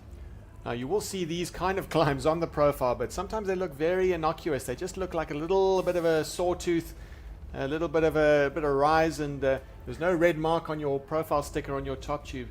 Really got to play it as it comes, see what the trail surface is like, and it's those kind of climbs that can really be pivotal in the race and pivotal in the way you pace yourself. They've got a long way to go to the finish. It's still under 15 kilometers, but there's still anything can happen in that section. You can, and obviously the number one focus is the stage win, but really moving themselves up on GC. They've ridden themselves virtually into 7th overall at the moment and starting to get a look at the Buff Scott team in 6th, who started the day 9 minutes ahead of them. And they've got about 5 minutes on them now. You know, we saw them looking over their shoulders going up that climb there. They, you know, it plays a funny tricks on your mind. Of course, they've got the world champion and the European champion behind them, Schurter and Forster, who've been so dominant through this week. There they come now, and Meyer and Catania are thinking they're going to come. They surely they're going to chase us down. They must be closer than that. They'll they be must nervous be. Yeah. all the way in, all the way to the line. They'll be nervous, and what you want to see is you look over your shoulder and you just see nothing. Tell you what, just as well Nino's ahead here, because Lars hasn't looked up from his top tube for a long time. He's working really hard here. Well, they'll just want to take it home and get through it safely. If Lars is struggling at all, he'll want to just not be too deep into the red.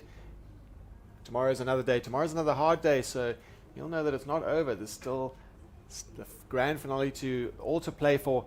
The grand finale, the pace sometimes goes white hot because everyone wants to win it. I think it's something this team has managed very well throughout the race. Their communication with each other and knowing when to back off just that little bit for the partner. And we've seen other combinations not do that quite as well. One of them pushing on really hard. And yes, I am talking about the Cannondale Factory Racing Team. Avancini has been a bit more eager to push on when Fumic has been struggling. It's a big difference there. Out of the saddle, powering, just getting the speed up as much as possible, using that bit of adrenaline just to try and gain a 1 minute 36 gap on Scott SRAM. So the race situation at the moment, 7C CBZ Willier are 1 minute 36 ahead of Scott SRAM. Well, they've taken another 40 seconds in around the last 4 or 5 kilometres, so they're really, nearly a little slip there in the corner. You don't want that. That was Meha, who just had a little slip, but that's how hard they're pushing, opening up that gap. And not just because they're taking risks. On the uphills, they are looking so strong. They're on to the old Helshoogte Pass, which, Robbie, you may have ridden in at some stage in your previous life out here racing at some stage. Well, I've ridden the Rapport Tour back in the day, but we rode that all up in the bush, around Johannesburg, so I haven't been down this one. Famous old pass. It's obviously been superseded by the new highway that goes above it and races over or goes over to Kylemore, Peniel, and then to Franschhoek. But this is regularly ridden, and these two are absolutely giving everything. And they'll ride not all the way to the top, and then there's a stormwater drain that they'll take to the right that'll take them underneath the new Helshoogte Pass. Well, it's a solid climb. It'll be feeling quite easy for these guys. It used to be much steeper and rough and rocky hills than this, so they'll be enjoying this little smooth run as the yellow jerseys come along past the dam. Again, you said it the other day, how tempting must it be just to take a quick left turn, dip your head in the cool water. It's very appetizing. Yeah, it is Valley Dam. This is feeds into the Stellenbosch water system. As Nino Schurter on the front, Lars Forster just tracking his wheel. 136, cutting that corner really fine. They don't give anything away here. A very solid performance from these two. They've done all the damage they need to do. They've been absolutely smashing it all week, just gaining time whenever they can. And today is a day to consolidate, not to rush ahead for the stage win, not to risk too much. Just keep everyone's energy levels in check. And definitely on the front foot. And being in a great situation like this where they have had the backup team, it's given them just a bit of peace of mind. And peace of mind versus the stress that you would experience if you're a team like Cannondale, of having to catch up, being on the back foot.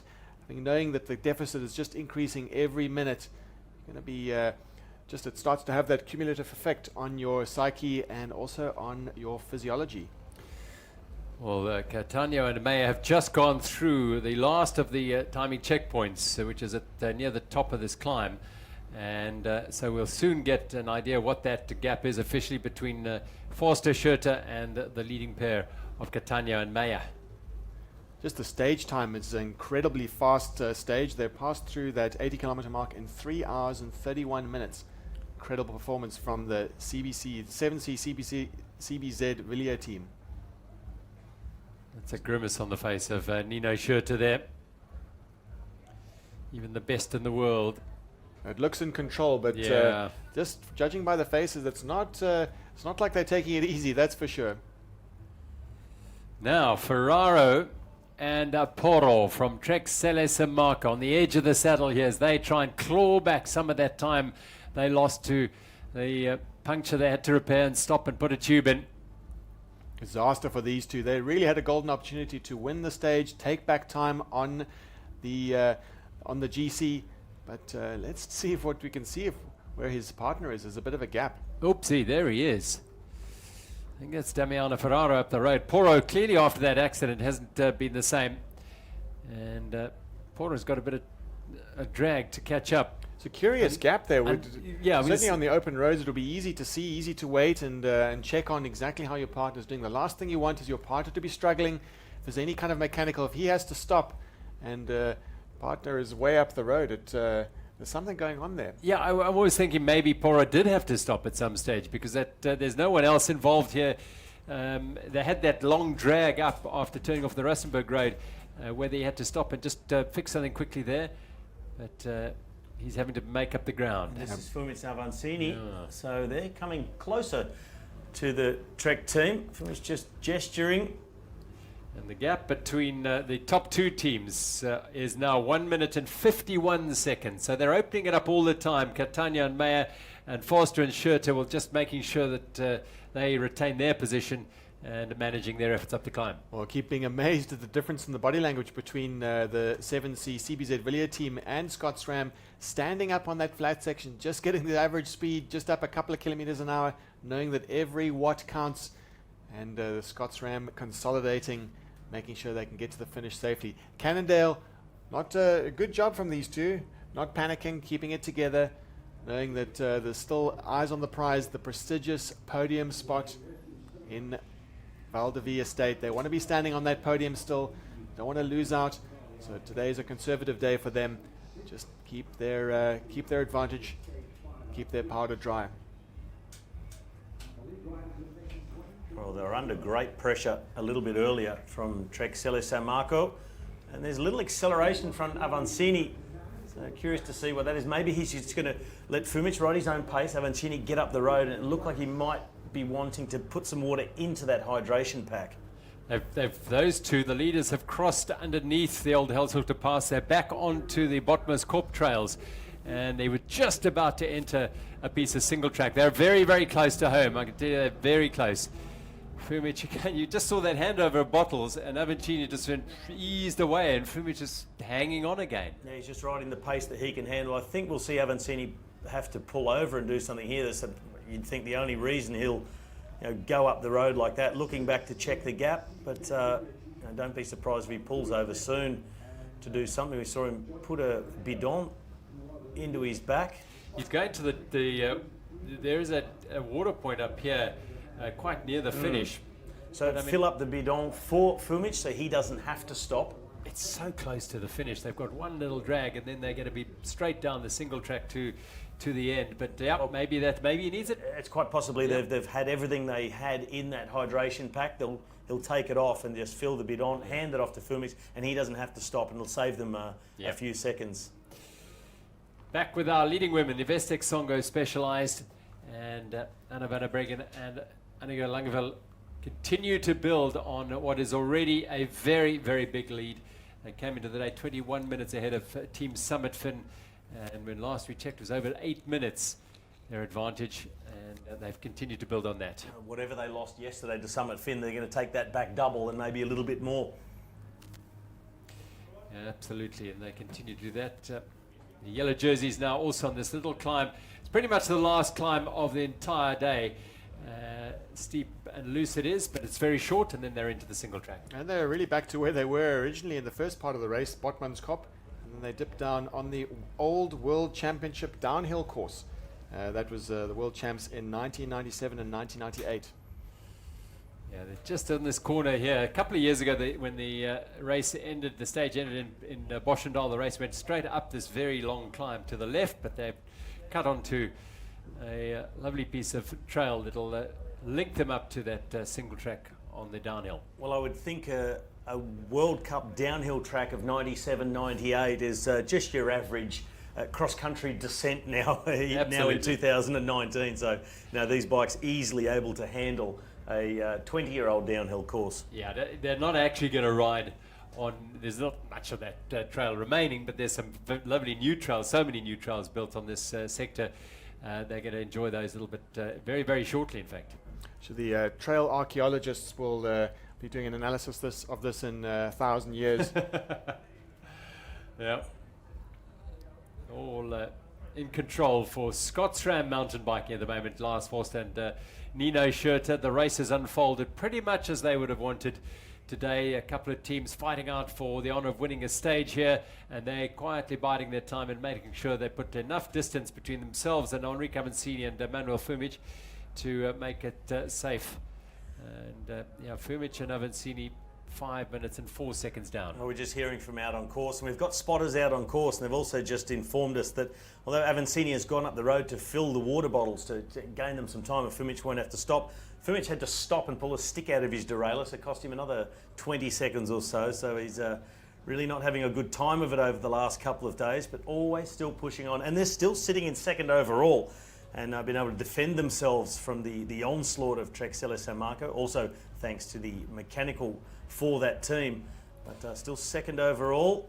Talking of mechanicals, that stick in the derailleur could be disastrous, and riders always have to be hyper aware of what's happening with their drivetrain. If they feel a slight resistance, or if they do hear something or feel something, it's really important that they stop immediately and deal with it. It can so often happens where someone gets stuck in that derailleur and everything winds around and things can snap really quickly, and then it's 10 minutes, it's 20 minutes. So a little bit of open road after that single trail down through Botman's Kop. You can see the trail on the left. I don't think they're going to go there yet. They're going to go down this trail, which is a newer trail. That used to be the old, the one we saw earlier was the old one. So 5 kilometres to the finish. Saw the signboard 5Ks. right at the top of their single track. And it's pretty much downhill all the way through the forest area. It does open up just after this forest, and they'll be on their way into the Stellenbosch University very soon. What a great feeling to hit that 5K mark. You got some single track. You're 1 minute 50, almost 2 minutes ahead. Your spotters have told you you're in a situation where you can win a stage of the Absa Cape Epic. Imagine the morale of these two at the front, Cataneo and Meyer. Well, Neil, you did tell us at the start of the day what a much faster course this is today, with that hard-packed clay and a little bit of road surface here and there and farm tracks. A much quicker course, and they are well on track to be finished in around 3 hours and 50 minutes. Absolutely. Now it's Schurter and Foster on this new bench cut single track, a relatively new section of trail. Yes, no tail whips there. We just business down to business today. Maybe Nino hasn't heard the chopper above him. Waiting for a bigger jump, possibly. You're going to make it count. But the trail network here around the Western Cape is really quite incredible. For someone like me from overseas, I've heard about the quality of the trails, and Stellenbosch is famous as the heartland of mountain biking in South Africa, and one of the best spots in the world to ride. But all across the Western Cape and in Oak Valley, and even the trails through the Table Mountain National Park they rode in the prologue, is just incredible trails here. I'm very pleased to see on the camera here, for about 3 months there was a huge big tree along the trail there, right in the middle of the trail, that you had to portage over. Good, they've cleared it away, no problem for these riders. Flying down loose and dusty, some off-camber bends here as well, but chewed up by Schurter and Foster, no problem at all. What riding. We could see how Thomas Dietsch, one of the one of the best riders in the world. He's placed on the podium at the Absa Cape Epic before, and he's following on the e-bike, and he was struggling to keep up. Well, here come our leaders in the yellow jerseys, and they're just approaching that 5 kilometre to go point right here where they swing off to the left and into the single trail. So 5k to go for our second place team on the trail. Flat little section of single track through here, and then they'll drop to a switchback section, which is in the open, just at the other side of this forest. And the finish is just away to the left, but it pretty much is all downhill to there. And Gerald, of course, keeping an eye, loves these scenes, just keeps an eye out for his house somewhere in the background. Oh, we said it yesterday, it's the Tucked biggest one. away. It's the biggest one. There we go, it opens up now. Lovely trails, these. So Thomas Deitch is going to do well to stay with Nino Schurter and Lars Forster here. Yeah, credit to the e-bike, of course, is neutral. It's the camera bike. We get our images, our live images from the e-bike. Spectacular amount of technology that goes in. They're carrying backpacks that are beaming live to the world. And Thomas Deitch, more than capable of following the world's best through this section. Well, our e-bike riders with the cameras must be thinking to themselves every day, dream job. I've got the best job in the world. I can't believe I'm getting paid to do this. Absolutely. What an opportunity. Right behind these guys on these incredible trails. And when you need it, there's a bit of assistance. It's on these tight trails, the e-bike would suffer a little bit more. The Bulls e-bike is, of course, ridden by Thomas Deitch, and it's just got a longer wheelbase, a little bit more travel, a little bit heavier. And these cross-country bikes, these marathon bikes, absolutely as lightweight as possible, able to flick them around the corners. Well, these are trails. A rider in the Absa Cape Epic, in fact, heavily involved in trail building and planning here. Corey Miller has been overseeing the construction. Yeah, Mark Gordon of G-Spot fame was also working hard on these over the years to get them into the sort of shape they're in now to be enjoyed by these best riders in the world. Sadly, Corey was riding the Absa Cape Epic earlier, but unfortunately had to abandon after stage 1, I think it was. They're so close to home now. Snaking through these last few sections of single track, and there's the gap. 1 minute 52 Schurter and Foster behind Meyer and Catania. I don't think there's any doubt that the 7C CVZ Villiers team are heading for a famous win for their team here at the Absa Cape Epic. Ferrara and Pora now 3:55 down. Remember, they were leading by over 2 minutes at one stage. We're into the suburbs now on the tar road with 7C CVZ Villiers, and they are so close. Just to quickly think back to that board there, the kilometer 80 checkpoint. Trek Salah San Marco did have to go through the Texan and change that problematic rear wheel. So hence the time. Catania following Meyer down through the road they came out of Stellenbosch, and they'll head back on the same trail. A little bit of a kicker.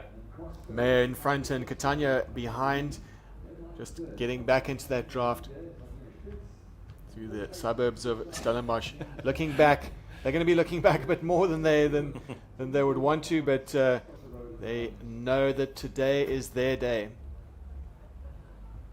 What a feeling for Catania and Meyer as they close in on the finish. Although, judging by their looking over their shoulders, they just don't know how far Nino Schurter and Lars Forster on, and whether the Scott SRAM MTB pair really do want to win a stage here. They want to add to it, but we can tell them from here they don't. It's all right. You'll get there if you just stay on your bikes and keep it safe, which is what they're doing now. Down through with the Landsrack Hotel away to the left, and Monsters drift away to the right. They'll swing off the tar now and cross the Eerste River once again. All focus on this stage when they'll be looking to raise their arms at the finish, but they're going to keep pushing all the way through because they have got the overall GC to look out for.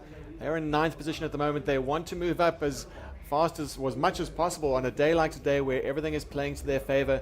They're going to be aiming at that 6th spot where Buff Scott are sitting. Over the Eerste River once more, having gone out on it over 3.5 hours ago. And then there's a little kicker up onto the ridge line here, and then they will have downhill all the way into the finish.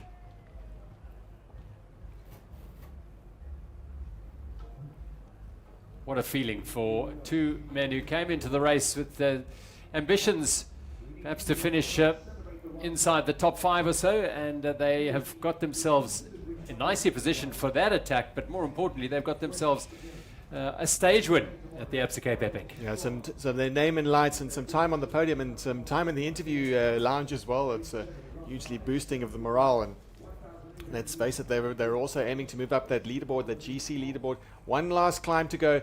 They know that didn't appear in the profile, but just a short rise, and they'll be able to hear the announcer and dip down into the race village here in Stellenbosch. I think the way they've been riding over the last hour or so, that any little extra rise, any extra climbing is actually good for them to take more time on the teams behind them. Another look back over the shoulders. Well, boys, you can be absolutely sure that you've got this one shot to bits, because they are well out of sight. Your nearest pursuers, the yellow jerseys, they will enjoy the stage win, and they really don't care at the moment if they pay a price tomorrow and suffer on the final stage to Val de Vie, because they are going to get their stage win. They're going to get a view from the top of the climb over the race village and have plenty of time to think about what the victory salute's going to look like.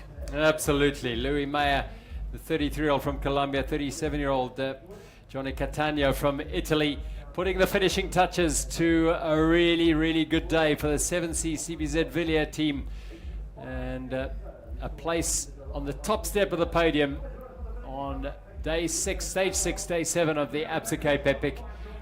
Really, really good job. Now it's flat to the finish. The fields are no more than 200 meters away. They'll enter the grounds of Stellenbosch University. There it is, Danie Craven Stadium. We're ahead of that, the finish area. We're sitting at the finish area right now. We can see all of it. Photographers are taking aim, getting their frames lined up for the guys coming around that final corner with their arms in the air, the Italian and the Colombian. Go past the camper van town, and they will know that the job is done. Look at that, they're already congratulating one another. Cannot believe that they have got themselves into this position of winning a stage at the Absa Cape Epic, moving up on the general classification. They'll go around the cricket oval now and into the final finish shoot. Smiles no doubt breaking out, emotion starting to ooze out of every pore in their body for Johnny Catania and Louis Meyer. An absolute turn of events for them. They did see the disadvantage that Trek Salas and Marco had with the puncture, so taking the opportunity, taking the chance to attack at that exact point, boosted by the morale that they knew that they could win a stage. They took that, rode with their hearts, attacked at just the right time, weren't followed by Scott SRAM. Scott SRAM wanted to ride conservative, just get to the finish today, and glory to be had for Team 7C CBZ Villiers. Johnny Catania and Louis Meyer celebrate victory on stage 6 at the Absa Cape Epic here in Stellenbosch.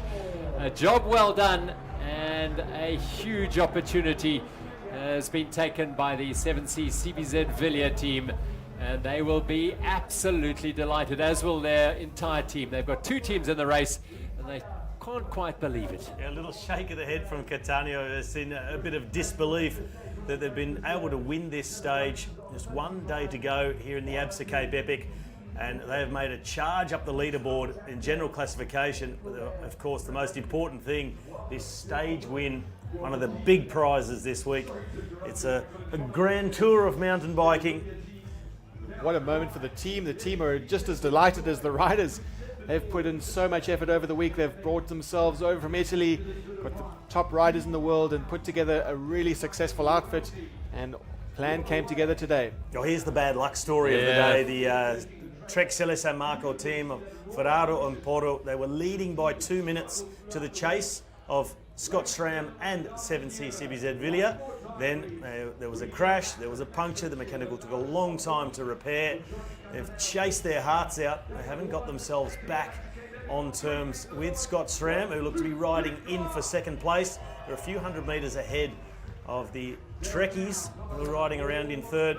So Nino Schurter and Lars Forster, well, they've done the business today. They've defended the lead. They've opened up the gap further on Cannondale Factory Racing, and they're quite happy to come in second on this stage. Exactly. They surely won't be disappointed with missing out on a stage when they know they've done their jobs today. They took it easy.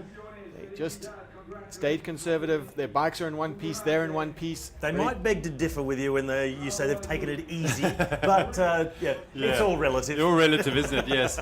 We say easy at a high level. Yeah, at their very, very extreme level. So Foster and Schurter, the Scotties ahead of the Trekkies, who aren't too far away, the bad luck stories, but this is a good news story if you are a Scott SRAM mountain bike supporter, because the yellow jerseys have consolidated their position. Fist pumps it is for Schurter and Forster, second on the day, and their lead just gets bigger and bigger. Their dominance of the 2019 Absa Cape Epic is stronger and stronger. Well, we're only a few seconds away as well from the Trek Selle San Marco team swinging into the finish chute. They chased hard all the way in. They were just a couple of 100 metres behind the Scott SRAM combination. We'll see how much time they've given up, and heartbreaking for this team with a 2-minute lead and look like they're on their way to a stage win, and then disaster struck. Well, here we are. This is Maya and Catania, and Laura can have a few words with them. Congratulations, guys. How does it feel to win on a stage in the Absa Cape Epic? Today is a fantastic day for us. All is perfect in the race. We have a good leg, and we see all the race, the front of the race. We see where was the top team, and the last 20 kilometers we tried to the win, and it was fantastic. You found the opportunity with that mechanical that Trek had. So also in the morning, was it planned to fight or maybe try to hand the stage victory? So tomorrow is the last stage. Today is one of the last two opportunity to win one stage, and it was our objective. Now I won that, and we are very happy. Thank you, complimenti. Thank you. So this is Trek Selle San Marco, Ferrara and Porro. They're the men who have had a wretched day in terms of their luck. They are going to finish third on the day, and they will make time up on the Avancini Fumich pair at the moment, but they would love to have finished a couple of minutes earlier as the stage winners. They looked as though they were heading that way until a terrible mechanical, and eventually had to replace the wheel. Porro and Ferraro third on the day for Trek Selle San Marco. Well, the irony is that many teams out here, in fact, most of the teams would give their eye teeth to get a podium spot. No celebration from the Trekkies. They knew what they have lost. They knew the opportunity that has slipped by them. But third spot, very creditable for them. Tick, tick, tick. Here's the clock. And the Cannondale Factory Racing team, well, again, they just you think they're going to lose a huge amount of time. They've managed to fight back well on the day here. Avancini and Fumich. It's been a good solid ride by this combination today. Yeah. I had the feeling earlier on they went out just a little bit easier to let Fumich ride his way into it, and I think that's lost them less time than their previous tactic of just trying to match them pedal stroke for pedal stroke right from the start. But yep, they will have to settle for second overall. But still a great performance nonetheless by these two. And also they've defended that second spot from Trek Selle San Marco, the hard charging Trekkies. Half a minute they've lost to them as Urs Huber and Simon Stiebjan of the Bulls Heroes go over the top. Here's the race leaders, Schurter and Forster. One more day saved for you guys. One more day with the leader, Jersey. How's it been today? Today was hard from the beginning, but the beginning it was also very cool. We were in front with our backup team. Unlucky we couldn't hold the pace, and after it we just hold on the other groups and came to the finish, and I think we extend the lead again, and we are looking forward to the finish tomorrow. We saw that Cannondale has been suffering all the time. How important is to have a backup team here in the race? Yeah, it's essential. Like the past years, no team won without the backup team. It's just a mental thing also, you have another team with you, it's helping, and it's like, it's a must, I think, if you want to win the Cape Epic. We've seen with Trek having that mechanical, anything can happen in the Trek. Yeah, it's like in a race like this, everything can happen. You need to be prepared of everything. And I also crashed today quite hard into a tree. So yeah, you need to be ready for everything. Thank you. Thanks. Nino Schurter revealing that he had a little bit of a crash today. He and Lars Forster, though, finishing second. I mean, and you know, you always, people say, oh, those guys never make mistakes and never crash. They do. They're going at such high speed, it happens. Yeah, we saw Lars Foster have a crash yesterday, and Nino just telling about his altercation with a tree. Probably the tree came off second best, but there's all these things lurking. I mean, you make a bad mistake, and you imagine he hit the tree and broken his handlebars or his frame or smashed a front wheel, and the support team was already dropped. I mean, we're starting to talk about a whole nother race again, and suddenly you could see the Cannondale team back in front. And I think it was telling from one of those interviews from Catania, he said, we had good luck today. I think it's not so much they had good luck, but they avoided having bad luck, and that is a big part of the Absa Cape Epic. It's a big part of the management of your luck, and you can do a certain amount, and that's really the tactic you've got to adopt. You've got to manage the risk as much as you possibly can, but still be ready for anything that can happen at the Absa Cape Epic. Seventh across the line, Usuba Siemens, Steve John for the Bulls. Heroes Francesca Carretera Vergara in sixth place. And here are the Trek Samarco team. Samuele, this race can be also very cruel, and today we saw a lot of drama with your team playing. Explain us what happened. Well, today we want to take the stage because we push really hard. We are fine, and we are behind. But I have a mistake. I fall down and I broke the wheels. So we must stop one time for the air, one time for make the tubes, and then to the last water point to change the wheel. So we can't win the race. You are inside the fight for the podium. Are you going to fight tomorrow for the second place? No, I think the second place is really far from us. But tomorrow is another day. Today we can think about it. Thank you.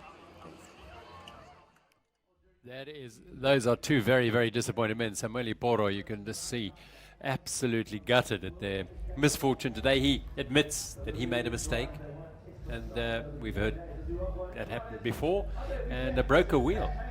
Well, that's something we don't always see out from the air, and also even from the ground. The cameras on the ground don't always show exactly the small details that can be going wrong with the equipment. And it's one tiny thing, one small bent valve stem, small issue with the tire, the tiniest cut that just won't seal. And that's what 5 minutes. That's what 5 minutes is worth. Yeah, well, you see it swing so quickly. They had a view of second place, and they just went back away from them. Right, riders coming in. Christian Harnik, Peter Farad have just come in. Let's hear from some more of those top riders in the finish zone. We see some smile faces today. How's been the stage for you? Yeah, it was a good day, a lot better than yesterday. Really glad the body is starting to come alive again. It was super hard today, very, very steep climbs.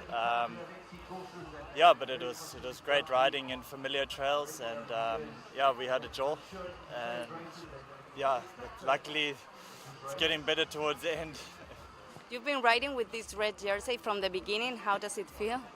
Yeah, it's incredible. I mean, obviously, as South Africans, it's one of the biggest stage races in South Africa. So it's a real pride for us to wear them, and we're stoked. I mean, it's going good so far for us, and we're taking it off day by day and just riding smart. And one more day left, so we just need to ride smart and finish it off. Unbelievable support. Are you happy that there's just one more day to go? Yeah, the support en route is incredible. It's really cool being South Africans. I mean, I can't even, you just get goosebumps and you find a little bit extra. So thank you to all the people who make the effort to climb out into the mountains. Thank you. Thanks.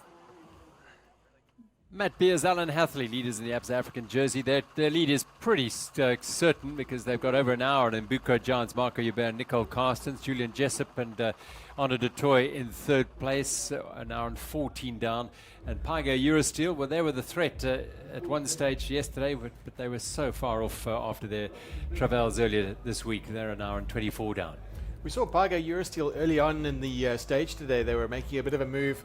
And Matthias Bierkes, who was perhaps the struggling rider yesterday, and he was right at the front, hoping to make that early gap. Did see that Philip Bass was not keen to join him. So this is the Summit Fin team in the green and blue, of course, of Candice Lill and Adelaide Morath, and Natalia Fischer sitting at the back here. I think Oscar Freire, her partner, is up the road. They're riding in the mixed race. But Oscar, true to his word, he's said, I'm riding my ride. Natalia's riding with me. There's the split now. 9 minutes and 46 seconds. Langveld and Van der Breggen ahead of Lillian Morath, who won yesterday's stage. Nice to see Lucian Rostovska seemingly back in the frame here. No sign of the Silverback Fairtree combination in that top four teams. I think they're really suffering after that crash yesterday down G-spot, the final part of the stage. But a few more updates from out on course in the mixed, the Stark pairing of Laura and Sebastian. 3 minutes 33 lead over Oscar Freire and Natalia Fischer at the Water Point 3. In the Grand Masters, well, Bart Brenchens and Abrao Azevedo, they are leading by nearly 13 minutes. And a little bit of a shake-up in the Masters category. Joaquin Rodriguez and Hermida riding in second position, trailing 2.5 minutes behind Futik and Silva. That's tomorrow's playground for much of the first part of the day. That's Jonkershoek. They'll be heading into tomorrow. Great trails to enjoy there tomorrow on the grand finale. Today is stage 6, day 7 of the Absa Cape Epic, won by the 7C CBZ Villiers team of Johnny Catania. Louis Meyer, 3:49.21, blistering time for the 89 tough kilometers. Shurton Foster, 2:19 down. Ferraro and Porro, the erstwhile leaders of this stage until mechanical failure and rider error, 4:33 down. Well, we're looking at that sixth spot there. That's Buff Scott MTB. They've held on to that sixth spot just. And minute 20 back off that is the winning team today, 7C CBZ Villiers, 43 minutes. So ominously looking closer and closer to that top 5. That's on the general classification, and yeah, the top of that is certainly not going to change. But that stage will be a picture that Maya and Catania on the 7C CBZ Villiers team would love to frame. The mountains either side of Jonkershoek, as I said, tomorrow's challenge as Candice Lill and Adelaide Morath make their way through the stage, nearly 9 minutes back, over 9 minutes back on the stage leaders. Investec Songo Specialized at this stage. And they're still coming up the Knorrok Valley. Well, they had such a fantastic day yesterday, a real high for them in winning the Queen stage into Stellenbosch. So looking at the day, at that 65-kilometer mark, Team Crossbow Racing seems to be back on track. They're 11 minutes down, although that's a big time gap. Notably absent is Silverback Fairtree. And overall, when we started the day today, Silverback Fairtree looked like they were breathing down the necks of Crossbow Racing. They were, 8 minutes off the pace, 8 minutes to that coveted podium spot. But today, Silverback Fairtree are having a bad day, and hopes of that podium spot are slipping away. Oh, look at the grind up this steep section. It is on the tar, so they've got a little something as they just turn off back onto the dirt, but so steep, just grinding away. That's Natalia Fischer in the red and black behind the Summit Fin team, and Natalia riding with Oscar Freire in the mixed category. And so Oscar's around here somewhere. He often rides just ahead and just waiting for Natalia, so he can't be too far ahead. Well, they did tell me yesterday he actually wasn't aware that you had to stay within 2 minutes of your partner. He had been anyway. But that's pure Oscar Freire. For anybody who's followed road racing and heard about his quirkiness, there were times where they said Oscar Milano Sanremo is now starting. They're going off the start, and he was in the bus without any socks on, cutting his toenails. He's just sometimes a little bit in his own world in Oscar land. But then he'd chuck his socks on, put on the shoes, strap them in, clip in, and at the end of the 7.5 hours, he'd win the race once they got to San Remo, which is on today. It is incidentally. indeed. Oscar Ferreira, 3-time winner of that classic in Italy. What are your predictions for Milan San Remo, Robbie? I'm going with an attack by Julian Alaphilippe on the Poggio, and that he may be able to solo to victory. If they do catch him, then Fernando Gaviria versus Caleb Ewan. Photo finish. There are lots of contenders though in the first Monument of the Year. Brilliant to watch. Well, no prizes for guessing who's looking good for the podium spot overall in the men's and in the women's at the Absa Cape Epic. And really contending team, Summit Fin, doing really well, riding themselves into a solid second spot. They are, and they really are. Just you feel taking today. Obviously, we'll have to find out how they felt through the day once they get in. But they look as though they're just taking it really easy. Yesterday, they put everything into. You could just catch Oscar Freire up the road there, so he's not too far ahead of Natalia Fischer. But Candice Lil and Adelaide Morin taking it. Again, easy is a relative word in this environment. But after what they did yesterday, just to manage today and then perhaps tomorrow with the grand finale at Val de Vie on the menu, they might want to have an assault on a stage win there. But they'll be very happy with their second overall if that doesn't happen, because they've been very consistent. Well, we talked a bit about yesterday, Silverback Fairtree making a run at the third place, the podium spot of Cross Spur Racing. But today out on course, and after Water Point 2, because we don't have a time check for them yet at Water Point 3, but Mariska Strauss and Jenny Steenhoek, they were 21 and a half minutes behind the lead compared to Maya and Ariana, who were 10 and a half minutes behind. So they've really blown out. They'll stay in fourth place, and it looks like the Cross Spur team, Ariane and Maya, will defend that third place on the podium. It looks pretty likely, and they had a bad day yesterday. If they were going to have a bad day, that was certainly it. Maya started the stage feeling a little bit off colour, and wasn't even sure if she was going to be able to continue. She's got a long season ahead of her, and was really feeling out of sorts, and started the race, went through the first few corners, first few kilometres, and eventually started to feel pretty good. And of course that starts to play a bit of havoc on the psyche, on the mental side of things. With certainly with Ariane Luthi, she admitted herself she wasn't really in race mode, and then she had to face the rest of the day really in suffer mode and not quite prepared for it. Just shows what kind of a mindset the riders have to get into to be able to handle this kind of suffering, this kind of level of cycling, and that resulted in huge time losses yesterday. But today they seem to be back on track, back on the program, and feeling healthy again, and certainly playing very close fiddle to Summit Fin. There's only less than 2 minutes in it. Looks like they keep it consistent. There's every chance in the world that they could be catching Summit Fin out on the trails today. All eyes on the 80-kilometer mark. That's just before the Helshoogte pass, before Botman's Kop when they climb. We'll get an eye on that time check to see what kind of progress, what kind of inroads Team Cross Spur Racing are making on Summit Fin on the stage today. It's really instructive of how tough this Absa Cape Epic is to hear the top riders in their various disciplines. Obviously there isn't a race really like this that these riders race anywhere else in the world. Not too many big stage races like this, but Maya Wostowska is a cross-country racer, Anna van der Breggen on the road. But as you get into the deep end of the race, to these late stages, how they speak of coming to terms with just how arduous, how tough it is at the sharp end here. It's very important that the riders understand that it's a long race, and the race is it's a big achievement just to get through. We're heading off to the podium now. This is going to be a new podium again. We've had a few shifts in the order. First few days were pretty much the same, and good to see some new names on that podium. Still a really dejected pair of Trek Salas and Marco. Perhaps they'll cheer up when they see the crowds cheering for them from the third step of that podium. They didn't want that third step today, and they weren't going to get it if they'd stayed safe and sound through the race. But unfortunately for them, it turned out that they weren't able to take the win due to mechanical issues. Away from Forster and Schurter, they're delighted because things have gone according to plan for them.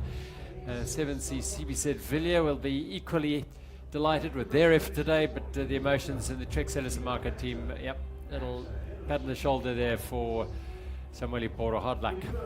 Well, a fellow countryman, Cataneo and Poro and Damiano Ferraro. So Ferraro and Poro. That was a bit of a smile. A faint smile from Ferraro. Starting to cheer up a bit. Nothing like a few indigenous flowers or beautiful King Proteas to get the smiles going. I think he was being more polite than happy. Starts to get infectious. So the race leaders to second place again, as they did yesterday. Lars Forster and Nino Schurter. And job done for them. They've no glory today, not the glory they used to, standing at the top step, but huge satisfaction, you could say, that they've done exactly what they needed to do today. Well, you might have got long odds on these names being called out at the start of the race as potential stage winners, but here they are. They did a fantastic job there. They seized their opportunity and they closed off the job brilliantly. Johnny Catania and Louis Meyer from the 7C CBZ Villiers team are the stage winners on stage 6 of the Absa Cape Epic in 2019. Their names join an illustrious list of champions and stage winners in this prestigious event. Delight for them. Schurter, Forster, Ferraro, Poro.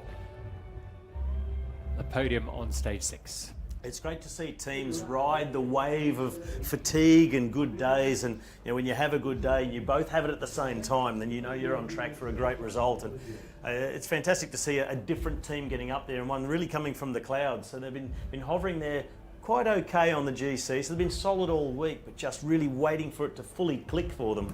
And they got it all together today, and the big reward, that top step. And a lesson for us all to always stay in it, stay in the game and never give up. And eventually the reward will come. Absolutely. Yesterday was a similar example where Parker Urstel had a wretched first 3 or 4 days and then set about redressing that yesterday by taking a stage win, which they did.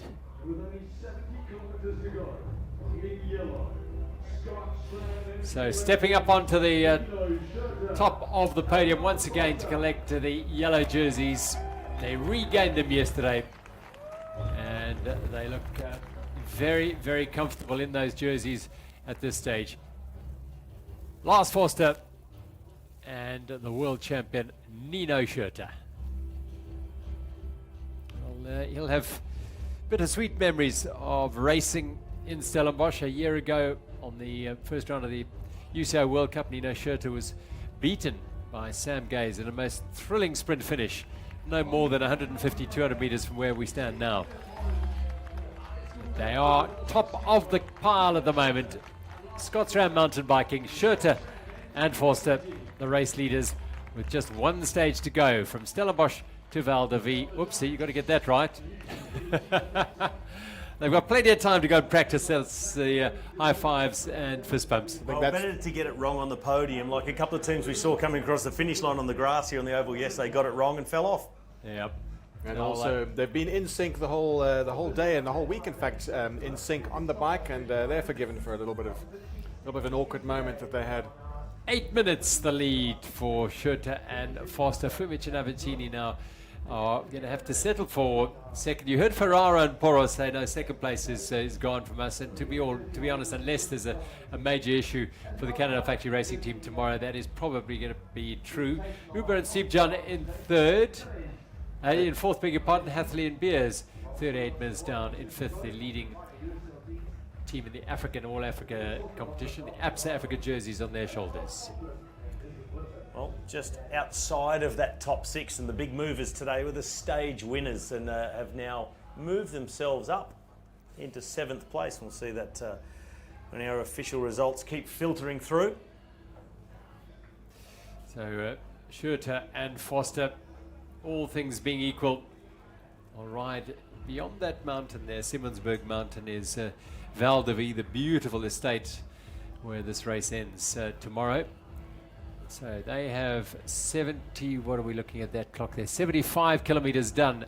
Annika Langveld and Anne van der Breggen inside the last 15 kilometers of today's stage.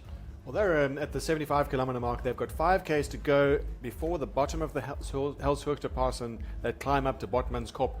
And we're going to be watching that time check. They did have over 9 minutes on their rival team, so we've got a long wait to see what that time check is. But it looks like it's all systems go for Investec Songo Specialized. Put yesterday's woes behind them. Anne van der Breggen did talk about having the worst day ever on a bike, or certainly the hardest day ever on a bike. Like we always say it, suffering at a very high level. Having only lost 3 minutes to Summit Finn on a hard day like that. Still all to play for these guys. We got it sealed up, you could say, but they'll never discount the lady luck could creep in on the last stage. Yeah, and that's what I was referring to a little bit earlier. Anne van der Breggen, I mean, she's ridden everything, all the toughest classics, the World Olympic Championships. She's done it pretty much all, and yet comes to South Africa and races this Absa Cape Epic, and there've been longer days than she's used to on the bike and on the road. And yesterday, I think, was lived up to its billing for them as the Queen stage. It really, really did hurt. They're looking very smooth at the moment, Langveld and van der Breggen. Just wondering why Langveld keeps removing her hands off the handlebars. I'm not sure if she's having a little bit to eat or something like that, possibly. Possible blisters. We've heard a number of riders suffering from blistered hands from these rough trails and hot conditions, and the gloves start rubbing. So maybe just looking for a little bit of relief. I'm just looking through results, and I'd seen a number of teams just move up a spot inside the top 10 in the men's, and that is because the Bulls legends Karl Platt and Albin Lecata have been having a horror day. They're still not into the finish, and at the last water point they were some 27.5 minutes behind Catania and Meha, so that will see them tumble out of the top 10. We did see an issue with their frame. We saw that the backup team, the young Bulls team, had an issue with their frame. So we just want to know exactly what went on there. Whether they did a swap, we'll have to check on that. And it could play a role exactly just on the team tactics. Pretty sure that on the last day they're going to be backing up their Bulls Heroes team 100%. There was discussion in the camp as to who would play what role, and a few days ago it was clear that the Bulls Heroes and the Bulls Legends teams were both in the game, and they would both be backed up by the youngsters. Maybe it's not the case at the moment. Need to think the scenarios through, that perhaps if Steve John has a puncture, who gives them the wheel, and is the Bulls youngster team directly responsible for the Heroes team, or will they also help Karl Platt? Today it looks like they helped Karl Platt. And talking of Karl Platt and Albin Lecata, they've just rolled over the line now, and that is 29.5 minutes down on the stage winners, and 27 odd minutes behind the overall leaders. Meanwhile, the overall leaders in the women's have left Rustenburg Farm, and they turn left off the tar road, started on the tar road, and now to the climb up Ida's Valley to the dam, and then all the way up to the old Helshoogte Pass. So that will affect the general classification top 10, no question about it, because they were there. I think they were in 8th place at the start of the day. The Lecata. You're right, they were in 8th place at 44 minutes down on the lead of Scott Stram. That will see them go well outside the hour. So I think that's going to keep them maybe just inside that top 15. Another team who've, after yesterday's heroics, have lost copious amounts of time. Not that that bothers them in the least. I think yesterday's stage win was the pinnacle of their week so far, no question about it. Philip Bass and Matthijs Bierkes, they're also not in, over half an hour down on the leaders today, having led going up that first steep pitch of Botmans Kop. And I think they perhaps felt that fairly early on, let's take it easy and not overextend ourselves, and maybe we can focus on a stage win into Val de Vie tomorrow, the grand finale. They do have a backup team, so if they have an issue, they've got Peter de Toy, a young man of 21, and Philemon Sabana to perhaps donate a wheel or whatever it might be if they need it, and if that may have been the case today, not sure. But, this is the leading women's team, Anna van der Breggen and Annika Langveld. What a dominant combination they have been. Yes, they didn't win yesterday, but they controlled their race perfectly. These little deceptive farm roads just leading up to the 80-kilometer mark, the beginning of the Helshoogte Pass, the old Helshoogte Pass, of course. Deceptively difficult. Doesn't really mark out in the profile, but it's certainly not easy and free kilometers. We've seen earlier in the stage, you have to work for every meter when you get to the 80k mark. It'll be interesting to see. They most likely will refuel, and they've still got tomorrow to go. Eat for tomorrow is the aim of the game when it comes to mountain bike stage racing, and these two are not going to leave anything to chance. Even though they have a massive advantage today and overall on the GC, they're still not giving a single inch to their rivals. That's what makes them winners. And Annika Langveld looking to write her name into the history books already. She's a full-time winner to become only the third person to win 5 Absa Cape Epics. There was so much talk over the previous few years when Christoph Sauser was racing and Carl Platt was still at the sharp end, which one of them would become the first rider to win 6 Absa Cape Epics. Well, that's not going to happen. If Annika Langveld continues racing, she could be the rider to win 6. At the moment, she's on her way to number 5, and a first for Anna van der Breggen. Last year, Kate Courtney was a debutante in this race, and just fresh out of the under-23 ranks, having won the under-23 world title, and then quietly came and won the Absa Cape Epic, which set her up to win the world title later in the year. Certainly, Robbie has said it already, this any kind of stage race really puts you onto a new level. If you can recover fully afterwards, puts you into changes your body, you go into a new category of athlete once you've won a stage race like the Absa Cape Epic. A little cautious around that, what could be loose and perhaps a little tough with the traction, but no problem. They're not taking any risks, Van der Breggen and Langveld. They are a very long way in front of Summit Finn, who are riding second on the course at the moment. And yesterday, the Investec Songa Specialised team, they were content with second place, stand on the middle step of the podium, but they don't want to do that 2 days in a row. They want to get back to their winning ways and take another stage win. This is the Summit Finn team of Lil and Murat, and they're being tracked by the mixed team of Oscar Freire and Natasha. So Oscar's gone back to Natalia and just said, "You okay? Everything good? Okay, I'm going up the road again." Off he goes. Maybe Oscar's seen the camera there and said, "Listen, I don't want to. No offence, but I don't want to be passed by the women's teams." And that's there's a former world champion road rider. He just wants to show maybe I can go a little bit quicker than you're seeing here at the moment. But that's riding in a mixed team, and that's the beauty of it too. You're really riding as a team, and I think it's really good that he's not saying to his teammate, "Listen, just grab hold of my pocket and I'll tow you up the climbs." They're really riding truly as a team, and going to the limit of what Natasha is capable of. Meanwhile, Langveld and Van der Breggen on that nasty rutty loose climb up in Ida's Valley. The dam just on the other side of this, so tapping out a very steady rhythm. Must excuse myself, Natalia, not Natasha. Well, she's acquitting herself fantastically as well in the company of Oscar Freire. And we should not doubt in any way his palmares. Of course, one of the greats. This is very, very steep. Seems to be a nice smooth line that can just tap out a rhythm. It'll definitely suit the likes of Anna van der Breggen, who won't have to search for the traction on this climb. We've seen it change, the surface has changed. When we rode this climb, it was a little bit rougher, and there's certainly some very rough sections that in the shade when we were riding in the winter, there was some moss growing on the surface, and some sections were just completely unrideable. It looks like a bit of certainly the summer sun has got rid of some of that, and they're able to make some good progress on this smooth climb. Well, these riders are getting very close now to that final water point.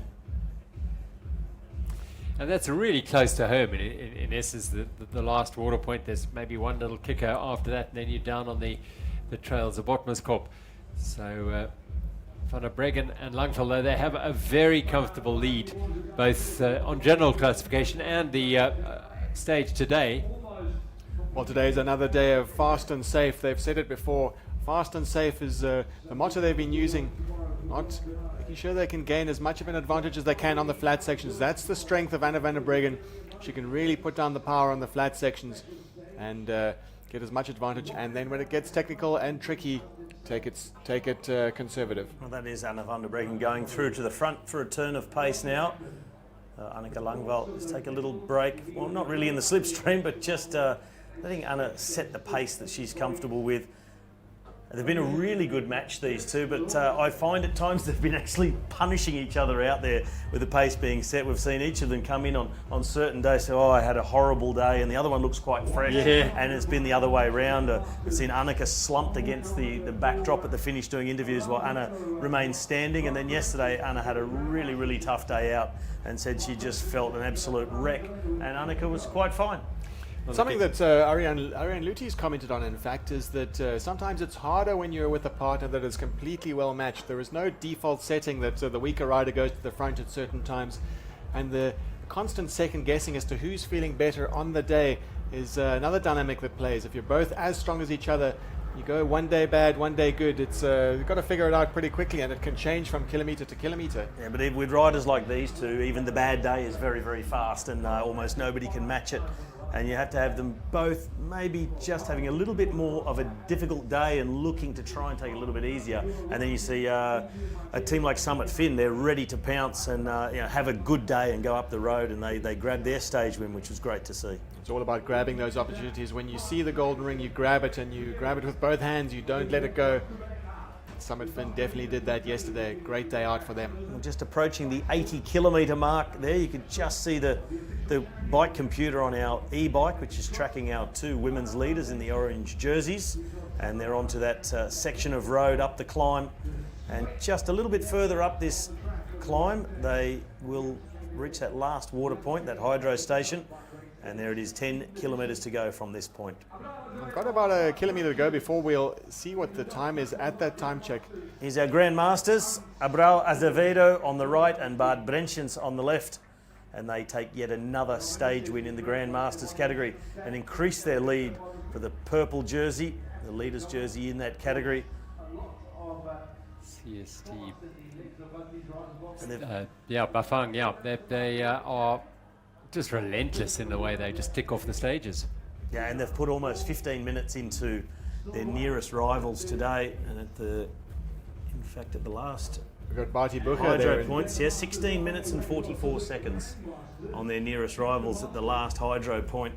So it's going to be something approaching 17 minutes lead or gap on this stage. And in the GC, well, it's daylight second, they're nearly an hour in front. Well, they'll get nicely cleaned up and showered by the time that their rivals come in. It's all part of that psychological thing. Just wherever you can, put as much time as possible, and that dominance effect that it has on the rivals can be devastating. Sets the precedent and sets the pecking order very clearly. Well, today we'll actually put them an hour and a half ahead on GC going into the final day in the Grand Masters. Keeping as much in the shade as they can here. Candice Lill, Adelaide de Morat. Go past the houses on that Rustenburg Road. So we're out on the road, if you've just joined us, out on the road with the top women's team. This is the second team on the road, and at the 65 kilometer mark, we're now almost at the 80 kilometer mark with Investec Songo Specialized. But a time check at the 65k mark, Investec Songo Specialized had 9 minutes 45 on Summit Finn and 11 minutes 32 on Crossbow Racing. And just crossing the line, just a few moments after our Grand Masters winners is the winners of the Masters stage today, Jose Silva and Andre Foytik. So they've taken the win ahead of Jose Hermida and Purito Rodriguez. They are still to cross the line, so a great stage win for that pairing in the Masters division. In fact, the fastest were the Grand Masters today. They're about a minute faster than the Masters winners. There they come, Joaquim Rodriguez and Jose Hermida. the leaders in the Dimension Data Masters category, well, they're quite secure in that position. And they've come in 55 seconds down on our stage winners. So keeping it within a minute and, of course, in full control of the GC in the Masters division. We just caught a glimpse a little earlier, but just before we came to the shot of the Virgin Active mixed leaders in the green jersey, Sebastian and Laura Stark, going up those climbs in Idas Valley. And they've been quite dominant as of these in the Dimension Data Masters, but they've clearly they've got the thing pretty much dialed. And there's that last hydration station. There's a stormwater drain that they go through, break off the old pass, which continues on to the entrance to Takara up at the top, but now they go underneath the stormwater drain. We, I'm afraid, won't be able to go with them, but they'll pop out the other side on this lower slopes of Bottomless Corp. Candice Lill and Adelaide Morath in second place, and behind them Natalia Fischer in the mixed, her partner a little bit up ahead of these two. 4 hours and 21 minutes of racing so far for Langwall and Van der Breggen to get through that 80-kilometre point, that last hydro point of the day, and a little bit more climbing to go after that, a little bit of single track uphill before they can hit those trails back down to Stellenbosch. Here with the second place team overall on the, or second place team on the trails today. That's Team Summit Fin. They're a good 10 minutes back, and waiting quite a while before they get to the next checkpoint. So there are our leaders in the Dimension Data Masters, Amida and Rodriguez. Let's hear from them. Again, winning this master category, Jose Hermida, Purito Rodriguez. How's been today's stage? Today's day has been really nice. We took it a little bit conservative. In any case, we were pushing. We tried to keep the guys, the Czech guys, Jose, the Portuguese, and the Czech guy, and yeah, finally they won the stage. But yeah, for us was a pretty good stage. We didn't have problems, technical problems, crashes, nothing. We just keep the gap and even increase a little bit the gap. So for us it was a perfect day. Which do you think were the key moments of today's stage? Like the most difficult parts? Well, today, obviously the feed zones, they are always a critical moment, you know, because you pass the feed zones and you want to stop there for a long time. But for the rest, you know, today was really important to be focused and concentrate, because the single trails, they were quite demanding, going up and going down, a lot of corners and no mistakes, a lot of routes. So it was important to be focused the whole time and never go over your limit, because then in the trails you could go slow like a turtle. One more day to go and to keep this blue jersey. How is it feeling? Well, the feeling is good.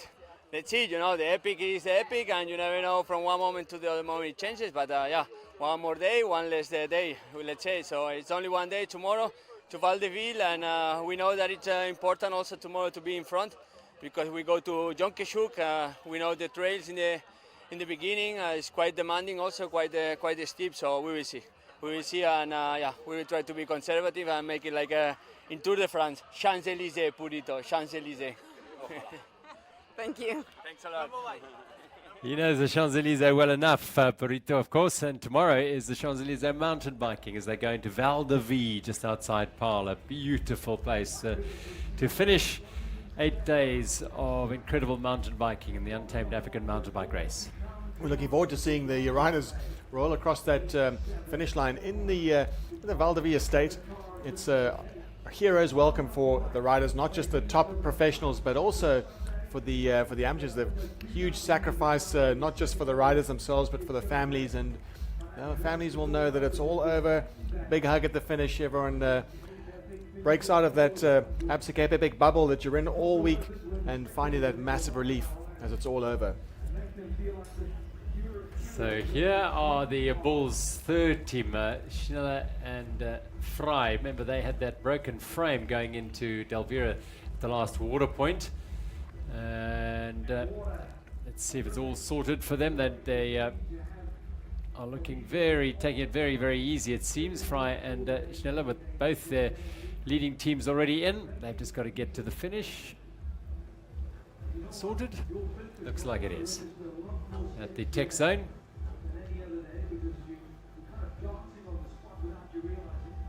So this is Van der Breggen and Langfell onto that little transition section of single track. They've come off that last steep dirt road climb from the bottom from Helsdorp Pass, and they are now heading towards 6 kilometers from home. And Wojtowska and Luti, well, they've had a much better day today, keeping themselves fairly in touch with the Summit Fin pair. We haven't had any sign of the Silverback Fairtree team at all today. We know Mariska Strauss had a very nasty fall in the last couple of kilometers of yesterday's stage, and we're hoping she's not feeling the after effects of that. She may well be, but hopefully not too serious, and they can get through to today's stage. Well, the first thing we look at is the time checks at the Water Point 3. That was the 65-kilometer mark, and Silverback Fairtree's Stennehagen and Strauss were 24 minutes back, and notably call it 14 minutes back or 13 and a half minutes back on Cross Spur Racing. So they're still in the game, but that advantage that they had, that strength that they were showing earlier in the week, looks like it's waning.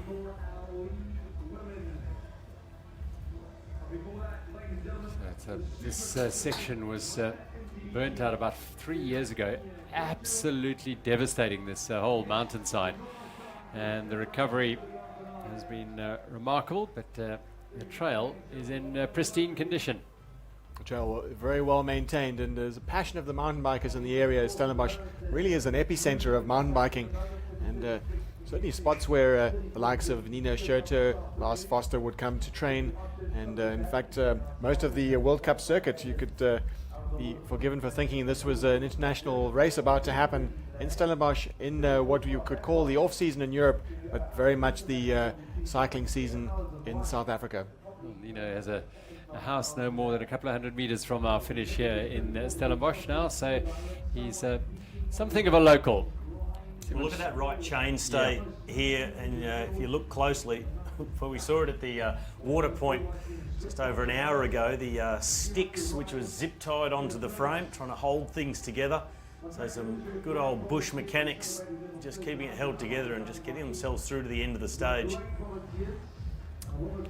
That's Frey and Schneller heading on to Helsdorp Pass, old Helsdorp Pass. Meanwhile, Langfell and Van der Breggen on the last few sections of single track. This is Botmanskop. They went up one way, they come down another. There are about 3 different ways to go up and down there, and they've enjoyed it today. And Maya Wojtowska on the front there. Looks to be some intent in their efforts today. Wojtowska and Luti have had a couple of tough days, but today's looked like a much better day for the cross spur pair. Well, they seem to be evenly matched. They're both taking turns at the front and pacing. And Wojtowska is easy to spot. She's got the World Championship stripes on her sleeve. She's a former world champion, 2-time silver medalist at the Olympics. No doubt, pedigree. Marianne Luti, one of the most experienced marathon racers and marathon stage racers in the world. Well, we've just seen cross the line behind us and popped up on the timing screen. Martin Chellingi and Erik Dekker have come in to take 3rd place in the Masters division on this stage. Stellenbosch and return to the same place, and they will now be just a bit over an hour down on the GC behind Hermida and Rodriguez. 1 hour and 6 minutes back in GC, but they have got a stage win. Yep, they won that the prologue. No, the time trial. They won the time trial in Oak Valley, and it's still going to be a bit of a wait to see the 2nd and 3rd places in our Grand Masters. Of course, Bart Brentjens and Abrao Azevedo had something like an 18-minute lead at the last hydro point they went through. Well, this is Investec Songa specialised on the Botmanskop. This trail will take them through the old forest and then drop them onto a section of forest road for about 150 metres, and then down into the last of the single trails. Big morale boost after yesterday's hard day out. Morale boost for these guys. They'll be looking very, very much towards the finish, getting into their recovery mode, because they've still got a job to do. They've still got tomorrow to cover. Even with a huge advantage that they've got, they know that they can't let their guard down for a single second. Maybe when they pull into the Val de Vie Estate in the final kilometre, they can celebrate, they can cheer, but there's still all to play for until they reach the finish. This is Summit Fin coming into the last hydration point. And you see Natalia Fischer from the mixed team with Oscar Freire. She kept riding on through. Oscar Freire is standing there at the hydration point. He said, keep on going. I'll catch up. I'll get the supplies. So a good tactic they're employing to maximise their time gains on those behind them. Looked like and of Oscar course Freire the was- Starks are off in front of them by about 3.5 minutes. Seemed like just from the way Oscar Freire was standing, it was like a soigneur from standing at the side of the road, handing out bottles. And Natalia just grabbing it as she was going, keeping the speed up. Well, Natalia Fischer came through there 4 minutes and 7 seconds behind the Stark combination, leading the mixed category. Just saw there Vanna Breggen just swinging over and allowing her partner to take her into that single track into the forest here. And this is that quite technical switchback laden single track they'll get to out of the forest here and drop them down into the suburbs of Stellenbosch with a couple of kilometres. Now it's 5 kilometres to go, just under. Just looking at that time check, we've got Investec Songo Specialized first through that water point 4, that's the 80k mark, and Team Summitfin second, only 2 teams through there, second at 9 minutes 25, so it looks like that gap has stabilized. Water point 3 at the 65 kilometer mark, just to compare those times, it was 9 minutes 40, so keeping that gap steady, gaining back 15 seconds or so. That could have happened anywhere, it could happen in a feed zone, but just notable that it is a stable gap. Which suggests that Summitfin are riding nicely today. They've got they lost that time early on the stage because I think Investec Songo Specialized went out really hard. But Summitfin, Candice Lill and Adelaide Morat, they're riding nice and well within their abilities today after yesterday's stage win. Well, they're there 9 minutes 26 behind the leaders, Maja Vlhosčovská and Ariane Luti at just under 11 minutes, so around a minute and a half separating the second and third running teams on the trail at the moment. So that gap, the gap to second and third, is you could say it's actually growing. Perhaps the extra, just a bit of impetus with the chasers, Summitfin, just putting a bit of extra effort in, but not to read too much into it. It's pretty clear what the pecking order is today. Right there, those time gaps. On the time gaps, yes. That is at that last water point at 80 kilometres with 9 to go. And from there, just a little bit more climbing through the single trail before they start the descent, where our leaders now find themselves. We're in the orange jerseys, leading the women's division. And as always, it's Annika Langvall leading on the technical section, letting Anna van der Breggen follow the lines. It's always easier to follow the lines. You can see the body language, you can see the lean, and you can see exactly where the tires are going. And following the former world cross-country champion is no better person to keep an eye on to lead you down the trails. Yeah, the titles these two riders between them hold and have held in the past. Well, there's not many that they haven't. Olympic and world road race champion Van der Breggen, of course. A cross-country world champion is Langveld from 2015, and a 5-time marathon world champion, and of course a 4-time Absa Cape Epic champion. And she's also part of the Bulls Dolzman's women's road team as well. And perhaps some ambition towards that as her career continues. Sweeping through these trails, they've been obviously prepared for the Absa Cape Epic. They're permanent trails on Botmaskop here.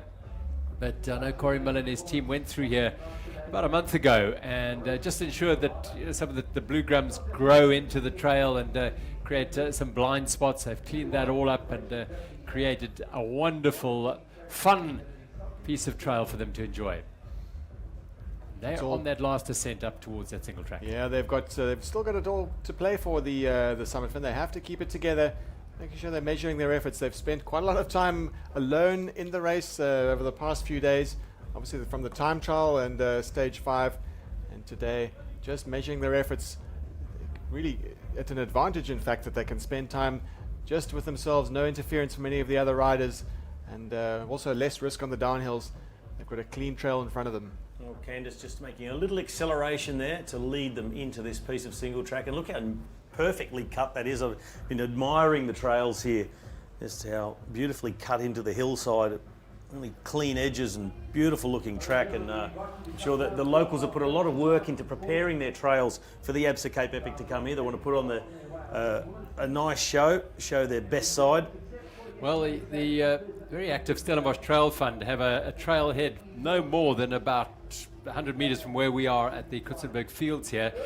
And Urs Gurig and Thomas Frischknecht come across the line. Have a good acknowledgement of the mountain bike legend, the elder statesman of the sport, Thomas Frischknecht.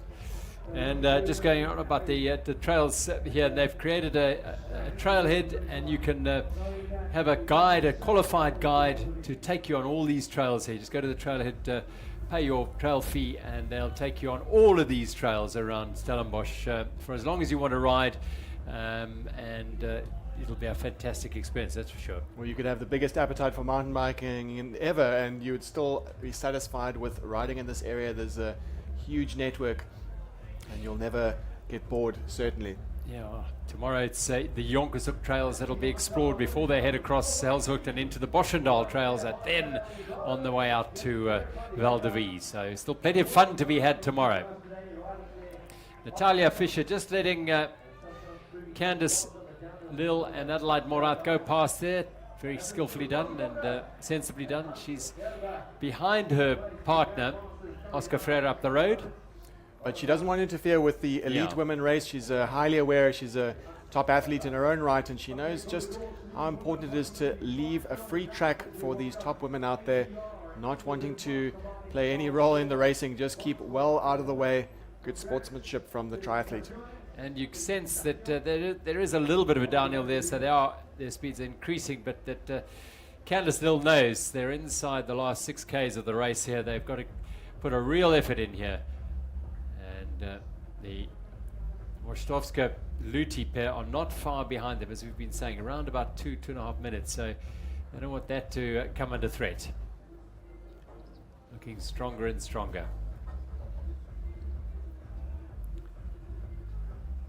Very smooth pedaling from the former South African cross-country champion, racing on the local scene and international scene for a long time. Even though, despite her young years, she's been an Olympian, and she knows her way around a mountain bike. Her highly accomplished partner, Adele Morath, is really all both riding to their own. Some good team dynamic here. They were supposed to ride together last year. We had an issue with Adele Morath having a crash at the in practice at the Stellenbosch World Cup, and that scuppered the chances of finishing and even starting the race at the World Cup, and the partnership that was to be Candice Lill and Adele Morath. They're making good this year, Gerald. Absolutely, going very well indeed. Of course, Candice, a former bronze medalist at the World Cross Country Championships as a junior. And now we've got Van der Breggen and Langveld. They're going to cross the Eerste River a second time, and they are so close to home here. Splash through the stream and onto the last bit of little climbing, short little ascent, and then down into the finish. Yeah, this is the part of the profile where you go, it must be all the way down to the finish, but there's still one little rise to go, and it's just a bit of a sting in the tail. They came down it on the way out, so they'll know they've got to go up it as well. It's a short little climb for these riders. Here it is, that left-hand turn, and onto that last little climb. Might be only a little climb at the end of a stage like this, after day 7 of the race, stage 6, but day 7, because we had the prologue on day 1. It really stings. And it's getting hotter and hotter out there, that's for sure. It's just gone over 30 degrees here in Stellenbosch, and it's set to climb more between midday and 3 o'clock for a maximum of 34 degrees. And it's a breathless day. We've got really, I think we can't see any wind at all, and flags are pretty steady. The trees are pretty still, so definitely means it's going to heat up today in Stellenbosch. I'm going to leave my ride till late in the day, till temperatures start to drop again. I think I'll be going just before dusk. Sensible idea. Yeah, the hydration. When it will only be 29 or 30. Hydration for the middle and back of the field is going to be critical today. Managing the food intake for all those riders is going to be absolutely vital. After the saddle, just making the best of this. Van der Breggen and Langveld. There was a sense of focus and determination about their effort today after a day of suffering yesterday when they finished nearly 3 minutes behind Candice Lill and Adelaide Morath. And today put aside any doubts about any frailty in their combination by attacking early on the early climbs up Botmaskop. They just disappeared up the road and have never been seen again by the Summit Fin pair. It's been imperious.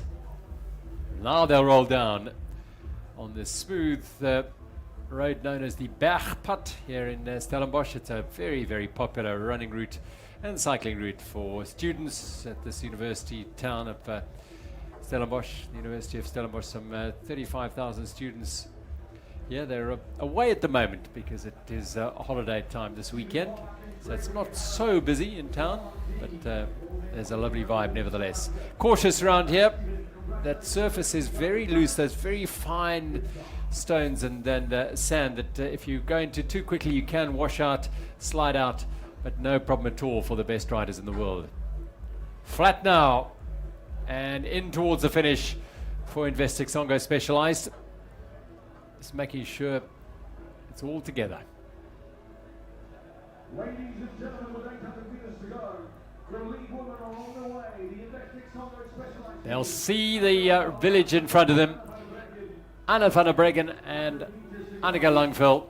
They have been the preeminent team all week. They've not worn those jerseys. They've not worn their own sponsored gear at any stage other than the prologue. It's been the orange jerseys on their shoulders.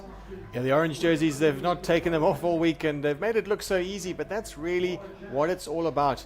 We have heard that Annika Langveld said it's not that easy. It is as much closer than it looks, but it's all part of putting on a good face, putting on a brave face, and showing the rivals certainly that there are no chinks in the armor.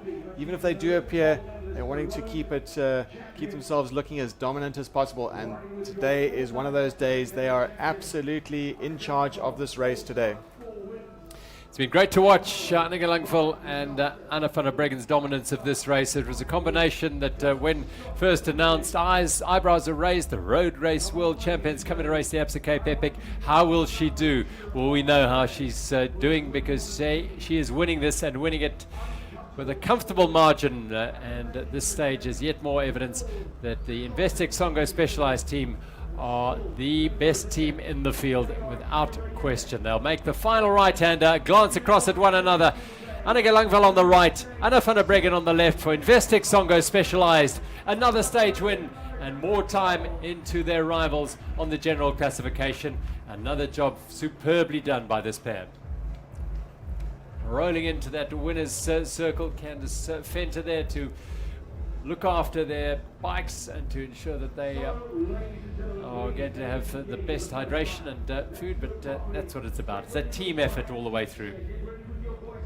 A big respect between these two athletes, both top riders in their respective fields and crossing over to each other's, good to see them crossing over to each other's realms.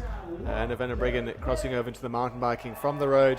And we saw last week Annika Langveld just having a very good day out at the Strada Bianchi. And a lot of riders have been saying one of the best moments of the day is crossing the line, coming in, getting the ice cold towel. So they submerge the towels in the ice in an esky and then get that over your shoulders and instantly start to cool down and then wipe away the dirt and the grime from the day of racing. And every rider gets it. It's a full service mountain bike stage race, the Woolworths Recovery Zone. They can have that wet towel, which is the most sweetest thing you can possibly have, and getting their Woolworths recovery meal into their systems, making sure that that fuel goes into the muscles as soon as possible. When you see that's the very first thing that those athletes are doing, the protein recovery shake, get some carbohydrates in as well straight away. So think about the recovery already for tomorrow, and I'm sure they'd like to put another exclamation mark on tomorrow's stage. They've got 6 wins already. There's only one team that's broken that stranglehold, and that's this team here, Summit Fin, who won the stage yesterday, Candice Lill and Adele Morat. They'll be taking second today, but they're some 9.5 minutes back on this stage. So although they won yesterday, just getting back out there and back into the rhythm they've shown the rest of the week is the Investec Songo Specialised team of Langveld and van der Breggen. Onto the tar road now is the team of Summit Fin, and they've come off Botmaskop, a quick drink for Candice Lill, and they'll power up the Taro, turn right and then head down towards the river crossing, knowing that they've pretty much secured their second place here. The cross-spur combination, Luti and Ostrowska, are not that far behind, but certainly on general classification they're not going to threaten the second place team. Well, you've got a time gap between the Summit Fin and the Crossbow Racing at that last time check. It's a minute and a half. Not nothing. They'll still need to keep the pressure on. We saw that Candice Lill was sitting up a little bit, having a bit of a drink, but they'll need to keep the pressure on because they can be sure that Crossbow Racing will be charging as hard as they can, wanting to not lose any time to this pair here. Important for the riders to keep focused, to keep their energy levels up, and just saw Candice Lill having a bit of a drink there. She's not drinking to get to the finish because they're so close. She's just keeping the fluids in there to ensure that tomorrow she's well hydrated. There is always a calorie deficit, always a slight hydration deficit, and keep drinking throughout the day, not only when they're riding the bikes, but also when they're finished. Just keep the fluids up. In conditions like this, it's as soon as you've taken a drink and putting the bidon back on the bike, you're thirsty again. You get that dry mouth, and there's plenty of dust to be washed away as well. And here is the team of Stark and Stark in the Virgin Active mixed competition. And Laura Stark are using Sebastian Stark, and this is within the rules. You are allowed to work like this as a team. Sebastian Stark burying himself, just towing Laura Stark as fast as possible on that really steep section. Laura Stark enjoying the ride.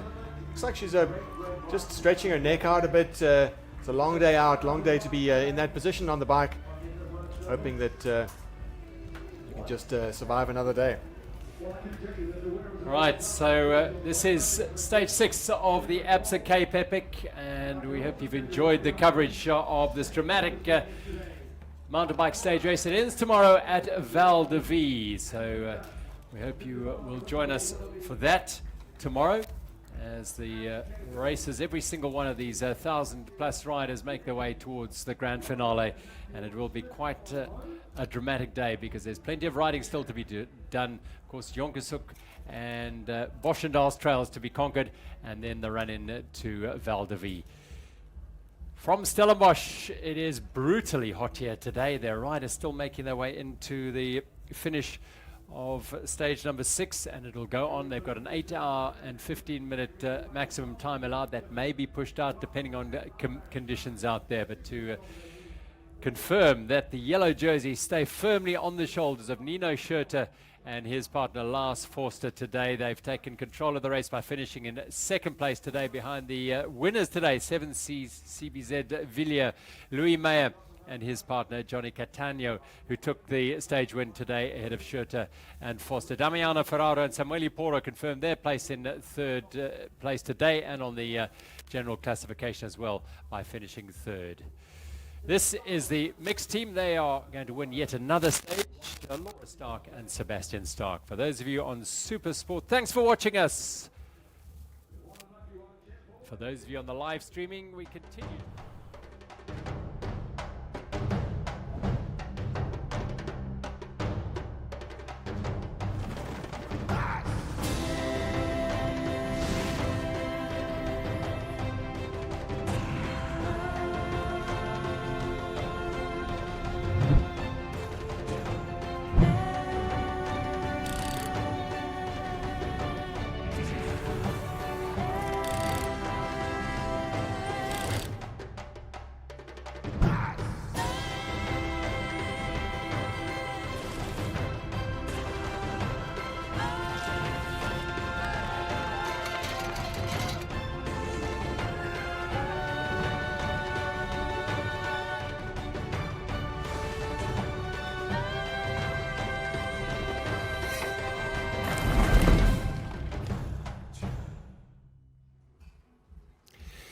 Those of you on our live streaming coverage, you're going nowhere, of course, because we've still got plenty of action to bring you with our leading women coming in and our second place women, and of course the podium presentation for the women. What a beautiful sight. The cricket rugby fields here at University of Stellenbosch, the race town of the Absa Cape Epic for stage 6. Here they are, it's Laura and Sebastian Stark. Another stage win in the Virgin Active mixed category. Congratulations. job well done again. A fantastic they've performance. ridden great all the way through. I would, however, like to see a rule change. We've been talking about this, and I'd like to put it out there that I think that you shouldn't be able to hang on to your partner's shirt. It's within the rules now, so that it's all above board. But I think in future, I'd like to see it right under your own steam completely. I think I'd push here and there, sure, but prolonged holding on the jersey, I'd rather not a fan of see that, yeah. that. No. Seeing Team Summitford come into the finish now. They've been a very consistent pairing. They're getting quite used to riding on their own, measuring their efforts, keeping it steady. And second today, they were first yesterday. A great day out. They took the opportunity to win that stage. Big smiles on that podium. In fact, 3 South Africans on the podium, top step of the podium yesterday. And Candice Lill being one of them today. Consolidated the efforts, hoping to put a bit more time into across spur racing. Not that much today, but with the efforts, just one day done and just one to go after this one. So they go round the main cricket oval here at Marty's Sport, which is the Stellenbosch University sports grounds, and the Summitford pair. Yeah, this is a really good, solid day for them. They'll feel they've done everything they needed to do today to protect their second place. Second on the day, Candice Lill and Adelaide Morath of Team Summitford. Second on the day and second overall as well. And they've comfortably come home. That's husband Darren Lill, former ABSA African jersey wearer here at the ABSA Cape Epic, former South African road race champion as well. Third place on the day. They're back into the podium position on a stage. Maya Wasztowska and Ariane Luti of Cross Spur. Well, they've been at the time checks hovering behind about 1 minute 30 behind the Summit Fin team. Summit Fin finishing the day behind Investec Songo Specialized 8:43, so they had gained a bit of time back, but this team here have kept it steady. They've kept within a minute and a half of their rivals for the second and the third spot on the podium. Better day out for Ariane Luti and Maya Wasztowska, just holding their own today. No bad luck, keeping it all together, and definitely learning a lot about each other. This has been a new team dynamic. It's a new team for Ariane Luti and a new teammate for Maya Wasztowska, but very important to get that dynamic going, and they look like they're getting on very well, firm friends, and all part of mountain bike stage racing. That team dynamic is critical. If there's any chinks in the armor with any of the teams, a little bit of lack of communication between them can play a big role, and it's all about the morale when it comes to 8 days of the Untamed African mountain bike stage race. And these two have really got it dialed. There they are around the last corner there, and they will finish third on the stage. Wasztowska and Luti of Cross Spur Racing, Natalia Fischer and Oscar Freire just behind them in the mixed. We think they finished second today, and a job well done though by Cross Spurs, Luti and Wasztowska. Yeah, pleased they are. Very well done. They've ridden the wave, they've ridden the bad times, and now they're on to slightly better times. They're not yet at the top step of the podium, but still they've kept it together, and there's still some left in the tank for tomorrow. Yeah.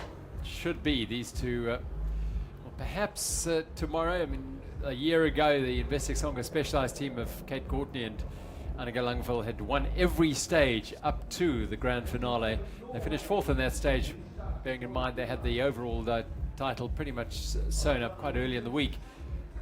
So now they I wonder if they'll want to do that tomorrow.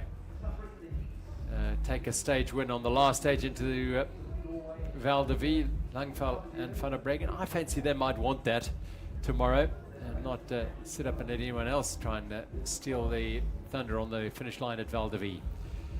So the slopes of Stellenbosch Mountain away to our right, and these are the fields of Kutsenberg, the Stellenbosch University playing fields. The rugby team play there in the Varsity Cup on the right hand side in the Darnie Craven Stadium, and the main cricket oval in between.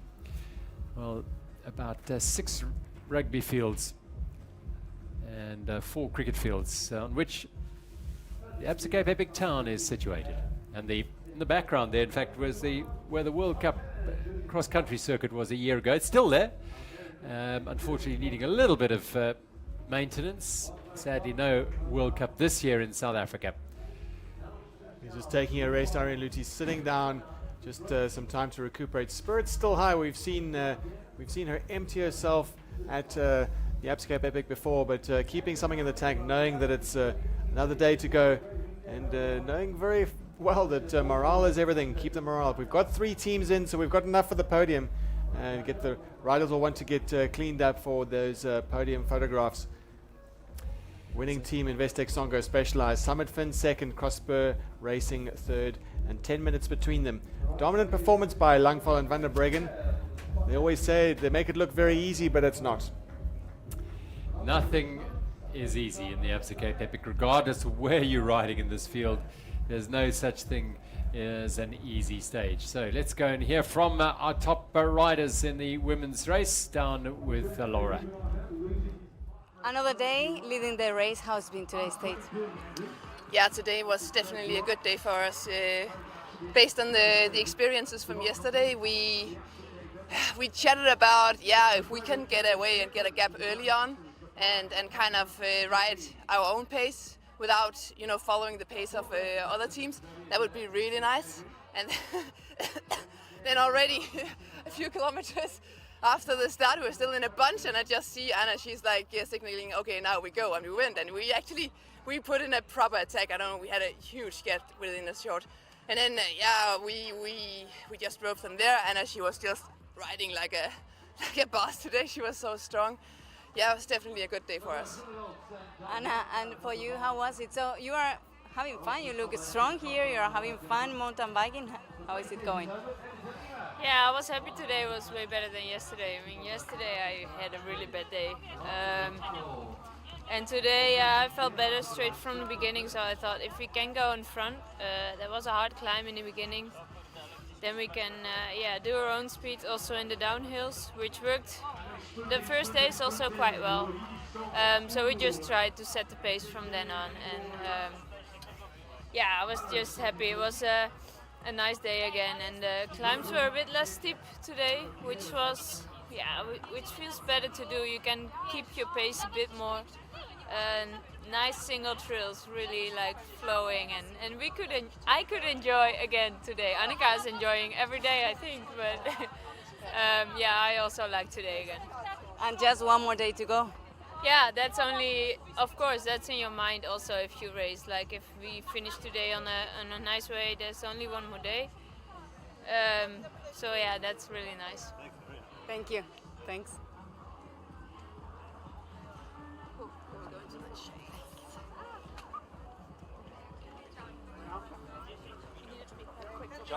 Yeah. Hello.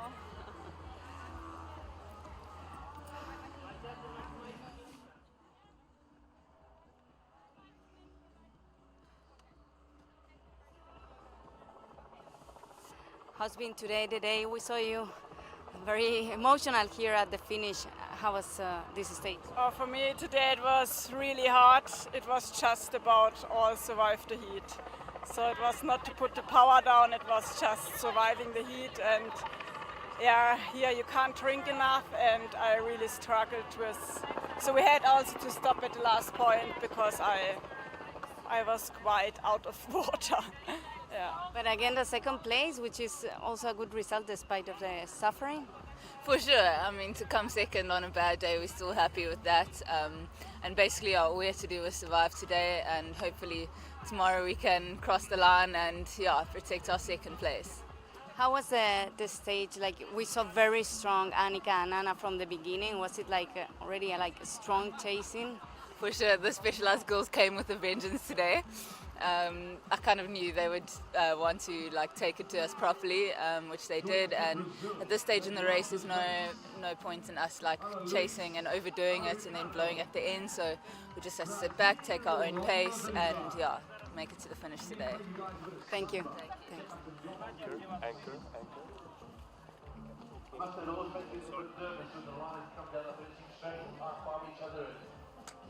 Congratulations, each other. We saw a big crash on the finish line yesterday. We wanted Hello, Maya. How are you feeling? after yesterday's stage, we saw you today a little bit better. Actually, it was a bit harder today for me. Yesterday, my legs were super good. I supposed to actually stop racing because I'm feeling a bit sick, but then my legs were good, so I wanted to continue. Then we had a bad luck, but still made it to the finish. Today I felt a bit worse, but I would say more from being tired, and for sure making 100 Ks on this race doesn't help to get healthier, but yeah, it's such a great race and it's so cool to ride with Ariane that I am just not able to quit, and I need to make it to the finish. And how was it for you, Ariane? Yeah, definitely I felt better today. Yesterday we had quite a few mental challenges to overcome, especially with the illness and then also the puncture. And today we were much more switched on, and it obviously helps to be in the front a bit more. It gives you a bit of wings, and obviously riding here in Stellenbosch, my second home, so many nice people to cheer me on. It was really amazing. As you say, this is a fight with the legs, but also with it's a mental fight. Oh yeah, so much. No, I mean, everyone is suffering, and it's always harder and harder to have a setback, the later in the race. It's so much harder to get going again. And yeah, everything is painful, everything is just suffering. So if the mental capacity is there, then you can do it. But otherwise, it's so hard. Thank you. Thanks. Yeah, the thoughts of Ariane there, the mental capacity. I mean, that's where it all is, isn't it? It is, and you heard the words of Maya there. She didn't say, I want to finish this race. She said, I need to finish this race. And that's the mindset that keeps driving them on, because the body has given up a little while ago already.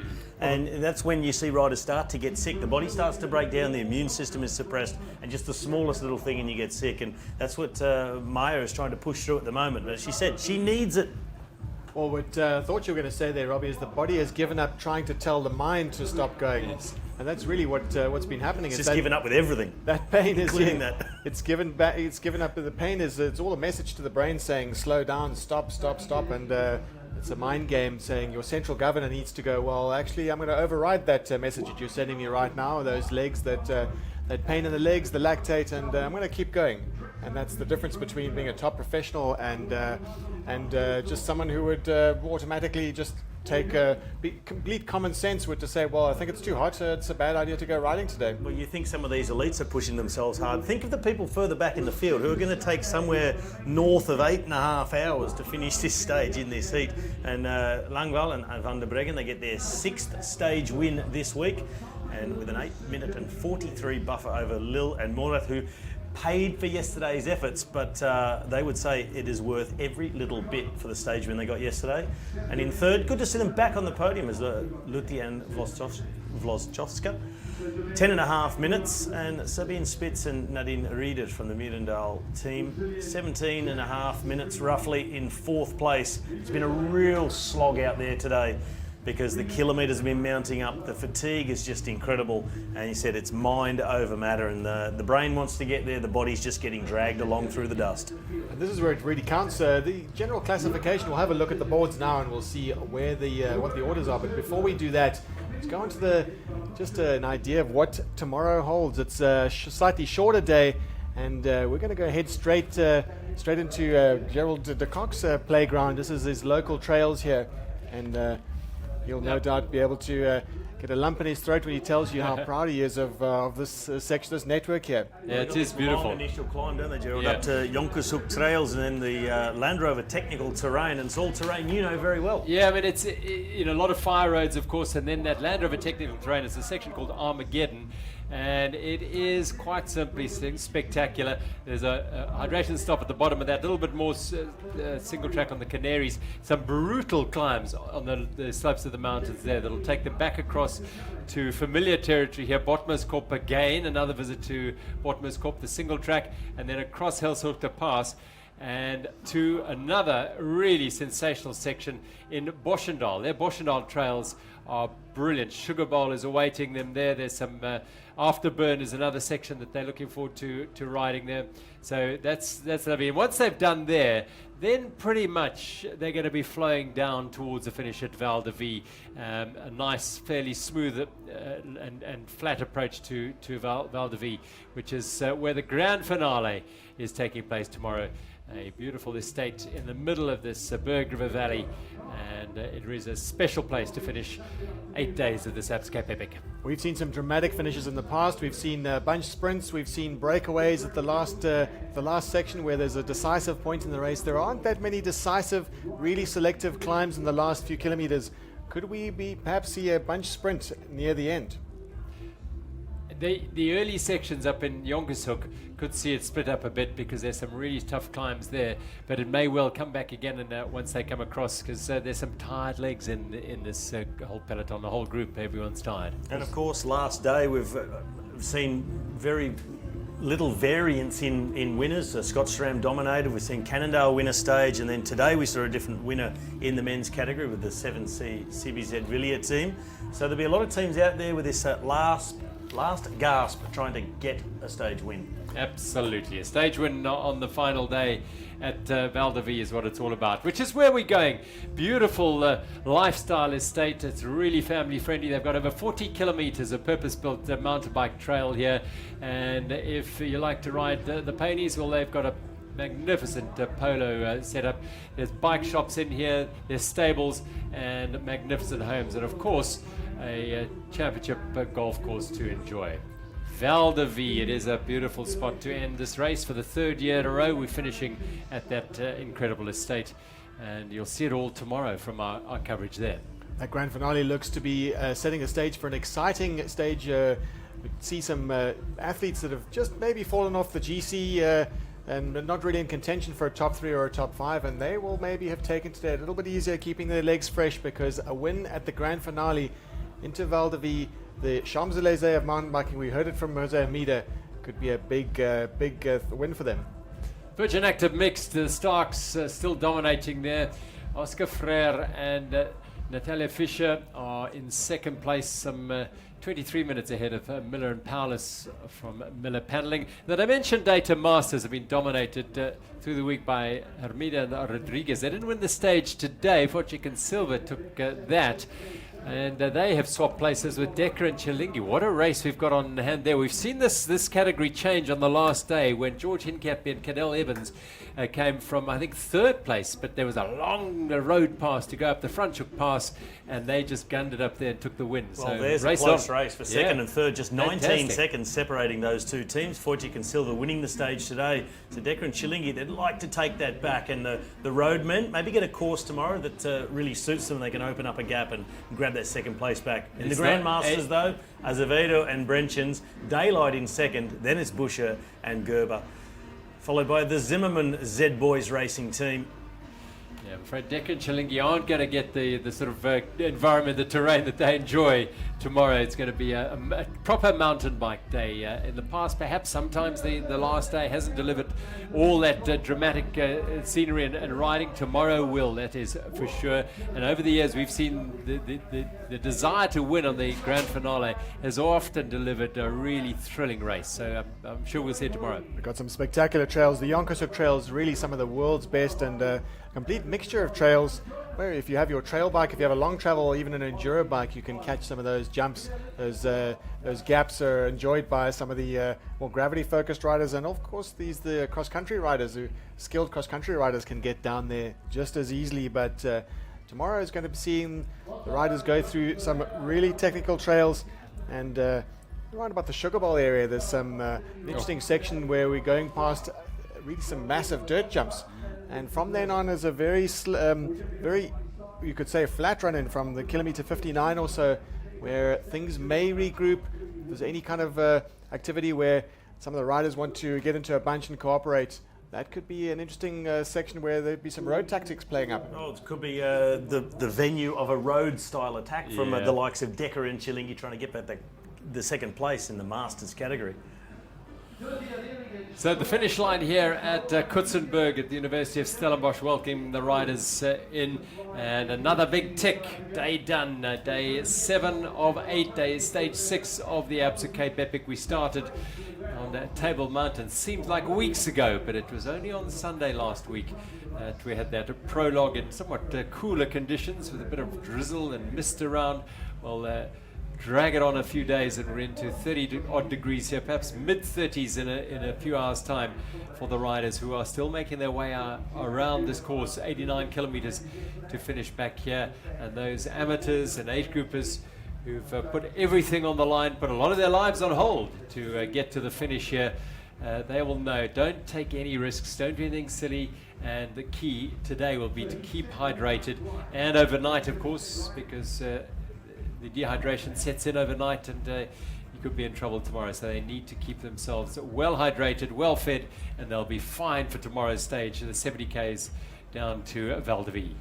Slightly later start tomorrow morning for the riders. They've been starting consistently at 7 o'clock in the morning on the days that aren't the time trial days, and just an extra hour's sleep just gives them a little bit of high spirits we've seen in the past at the start of the grand finale. Just a bit of a celebration at the start line, and knowing that there's just one stage to go, no more sleeps, one stage to go, and they'll be reunited with their friends and families of the estate. You know, we've seen some crashes on this trip, and we've seen some of the top riders crash as well. And tomorrow, you know, again, it's not a gimme. There are a lot of technical sections with jumps, with doubles, with berms that riders don't know these trails. They've got to be very wary of. They've got to take it the conservative approach to it, because the last thing they want is their race to end on the last day and with an injury. So they've got to be careful tomorrow. Absolutely cannot let their guard down. It's full concentration all the way in. We've seen what would seem a rather minor mechanical if you've got a mechanic and spares around you, but out on this course, when you're out there on your own and you have a bad mechanical, you could lose the whole lot on the last day. So it's by no means a procession. Yeah, a broken wheel for the Trek San Marco pair, Samuele Porro and Damiano Ferraro. They've got the luxury of a tech zone to go into and replace the wheel. We saw the Bulls team have a broken frame. There's Mariska Strauss and Jenny Stenehag are back into the finish. The Silverback Fair Tree team, they had a really brutal day yesterday. They were third on the stage yesterday.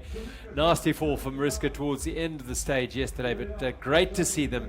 They've come into the finish, albeit down in 5th place on the stage today. I don't think that's going to affect their general classification, because they were some distance ahead of Sabine Spitz and Nadine Reeder by nearly half an hour.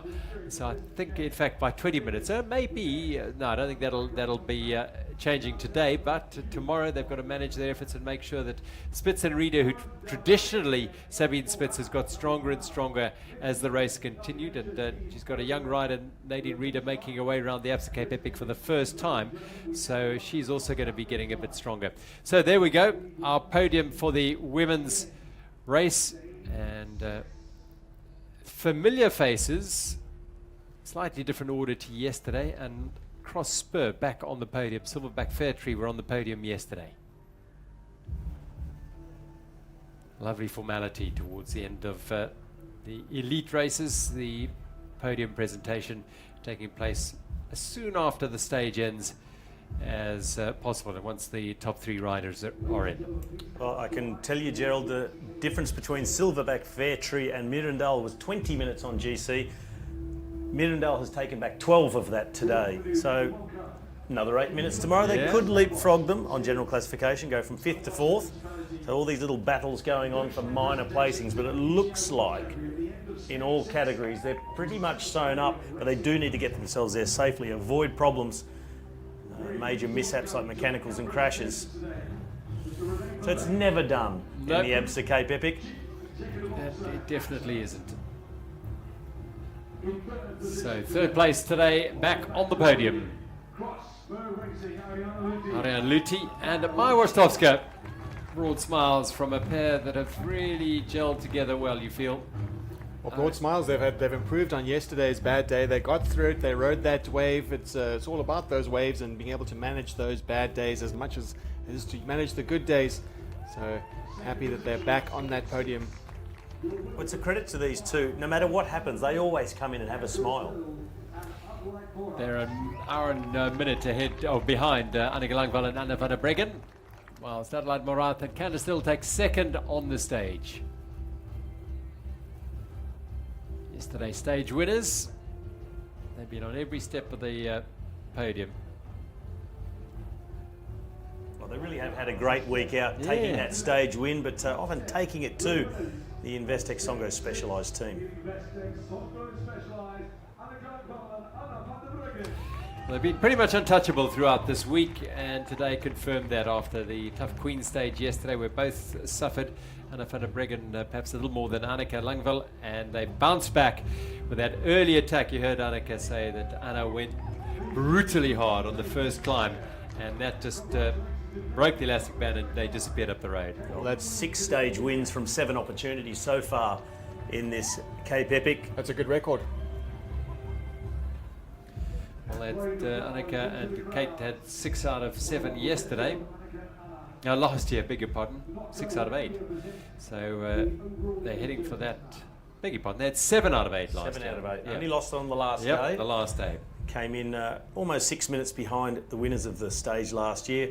I have the impression they'd like to have a 7 out of 8. I think they're going to go for the win tomorrow on the last day at Val de Vie. It's always a prestigious win, and you want to be on the top step of the podium when you reach the Val de Vie estate. It's a magnificent estate, and it's great to stand out there. And if they don't manage that, if they do decide to opt out, they will be on this podium, the general classification podium, wearing the orange jerseys, and they'll have their chance to stand and look out over the mountain biking world and know that they are the world's best mountain bike stage racers for sure. And Anneke Langvall looking at a unprecedented fifth title in the Absa Cape Epic as she steps up onto the top step to receive the orange jerseys alongside Anna van der Breggen, who will look like Kate Courtney last year at winning at her first attempt. Well, there we see the first evidence of the little injury that Anna van der Breggen's got to the left knee. She's had that all taped in and covered up, and so she's also had her troubles along the route, but got through. Never been out of orange.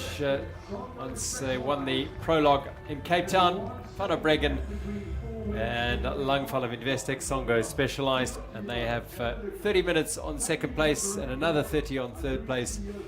They shouldn't lose that time tomorrow, barring something extraordinary happening to them. So confirming our general classification going into the final day of the Absa Cape Epic. Schurter and Foster, 8-minute lead over Fumic and Avancini, who in turn are 9 minutes ahead of Ferraro and Porro of Trek. Celes and Marco, who were plagued by mechanical issues today after Porro had a crash and they lost the lead. And then Uber and Steve John, well, they are not likely to make any inroads on third place after today. They finished a little off the podium. Hatherley and Beers, perhaps tomorrow is a day that the all-South African pair will want to put their name in lights at Val de Vie. Notably in position 6, that's Carretera and Morcillo Vergara, that's Buff Scott. They have held on to that 6th spot. The big challenges for that would be 7C CBZ Villiers, the winners of today's stage. And they are very, very close. 1 minute 40 seconds off that, and they'll need to make sure that they hold on to that 6th spot. Confirmation of the dominance of Investec Songo Specialised this week in the women's race. Anneke Langvall and Anna van der Breggen over Lilian Morath by half an hour, and another just over half hour over Lutia and Rostovska, with Stenhoch and Strauss now 1:28 back and 27 minutes behind Lutia and Rostovska. Spitz and Reeder still in 5th place, but as we said, if things don't go quite according to plan for Stenhoch and Strauss, there could be a battle for 4th place there. Well, it's been another fantastic day's racing here at the Absa Cape Epic. The heat is on here. It's turning into a bit of an oven in here now, but not half as bad as it can be out on the route there. No, we've got it easy compared to those out struggling along, still trying to finish. All our elites are in, and the race is set up for a big finish tomorrow in Val de Vie. Can't wait. Yeah, so all right, might well be that the two general classification and most of the classifications are sorted, but there's always that desire to win at the grand finale, isn't there, Neil? So many teams that will be saving themselves for tomorrow's day, and we've been watching the likes of Across Spur, and we mentioned Alan Hathley and Matt Beers. They look likely to be challenging for that. They've had a great showing in the prologue, and we know they've got the firepower. And maybe Pyga Eurosteel, they had a bit of a hard time today. They had, I think, a mechanical before the first water point. So it's likely that we'll see a battle there among the South Africans for sure. Well, we hope you've enjoyed our coverage here of Stage 6 of the Absa Cape Epic. Laura out on the field, and Neil and Robbie alongside me. Join us tomorrow because it's a special, a little bit later start, but we'll be with you same time, same place. So tune in then, won't you? From us all, until then, goodbye.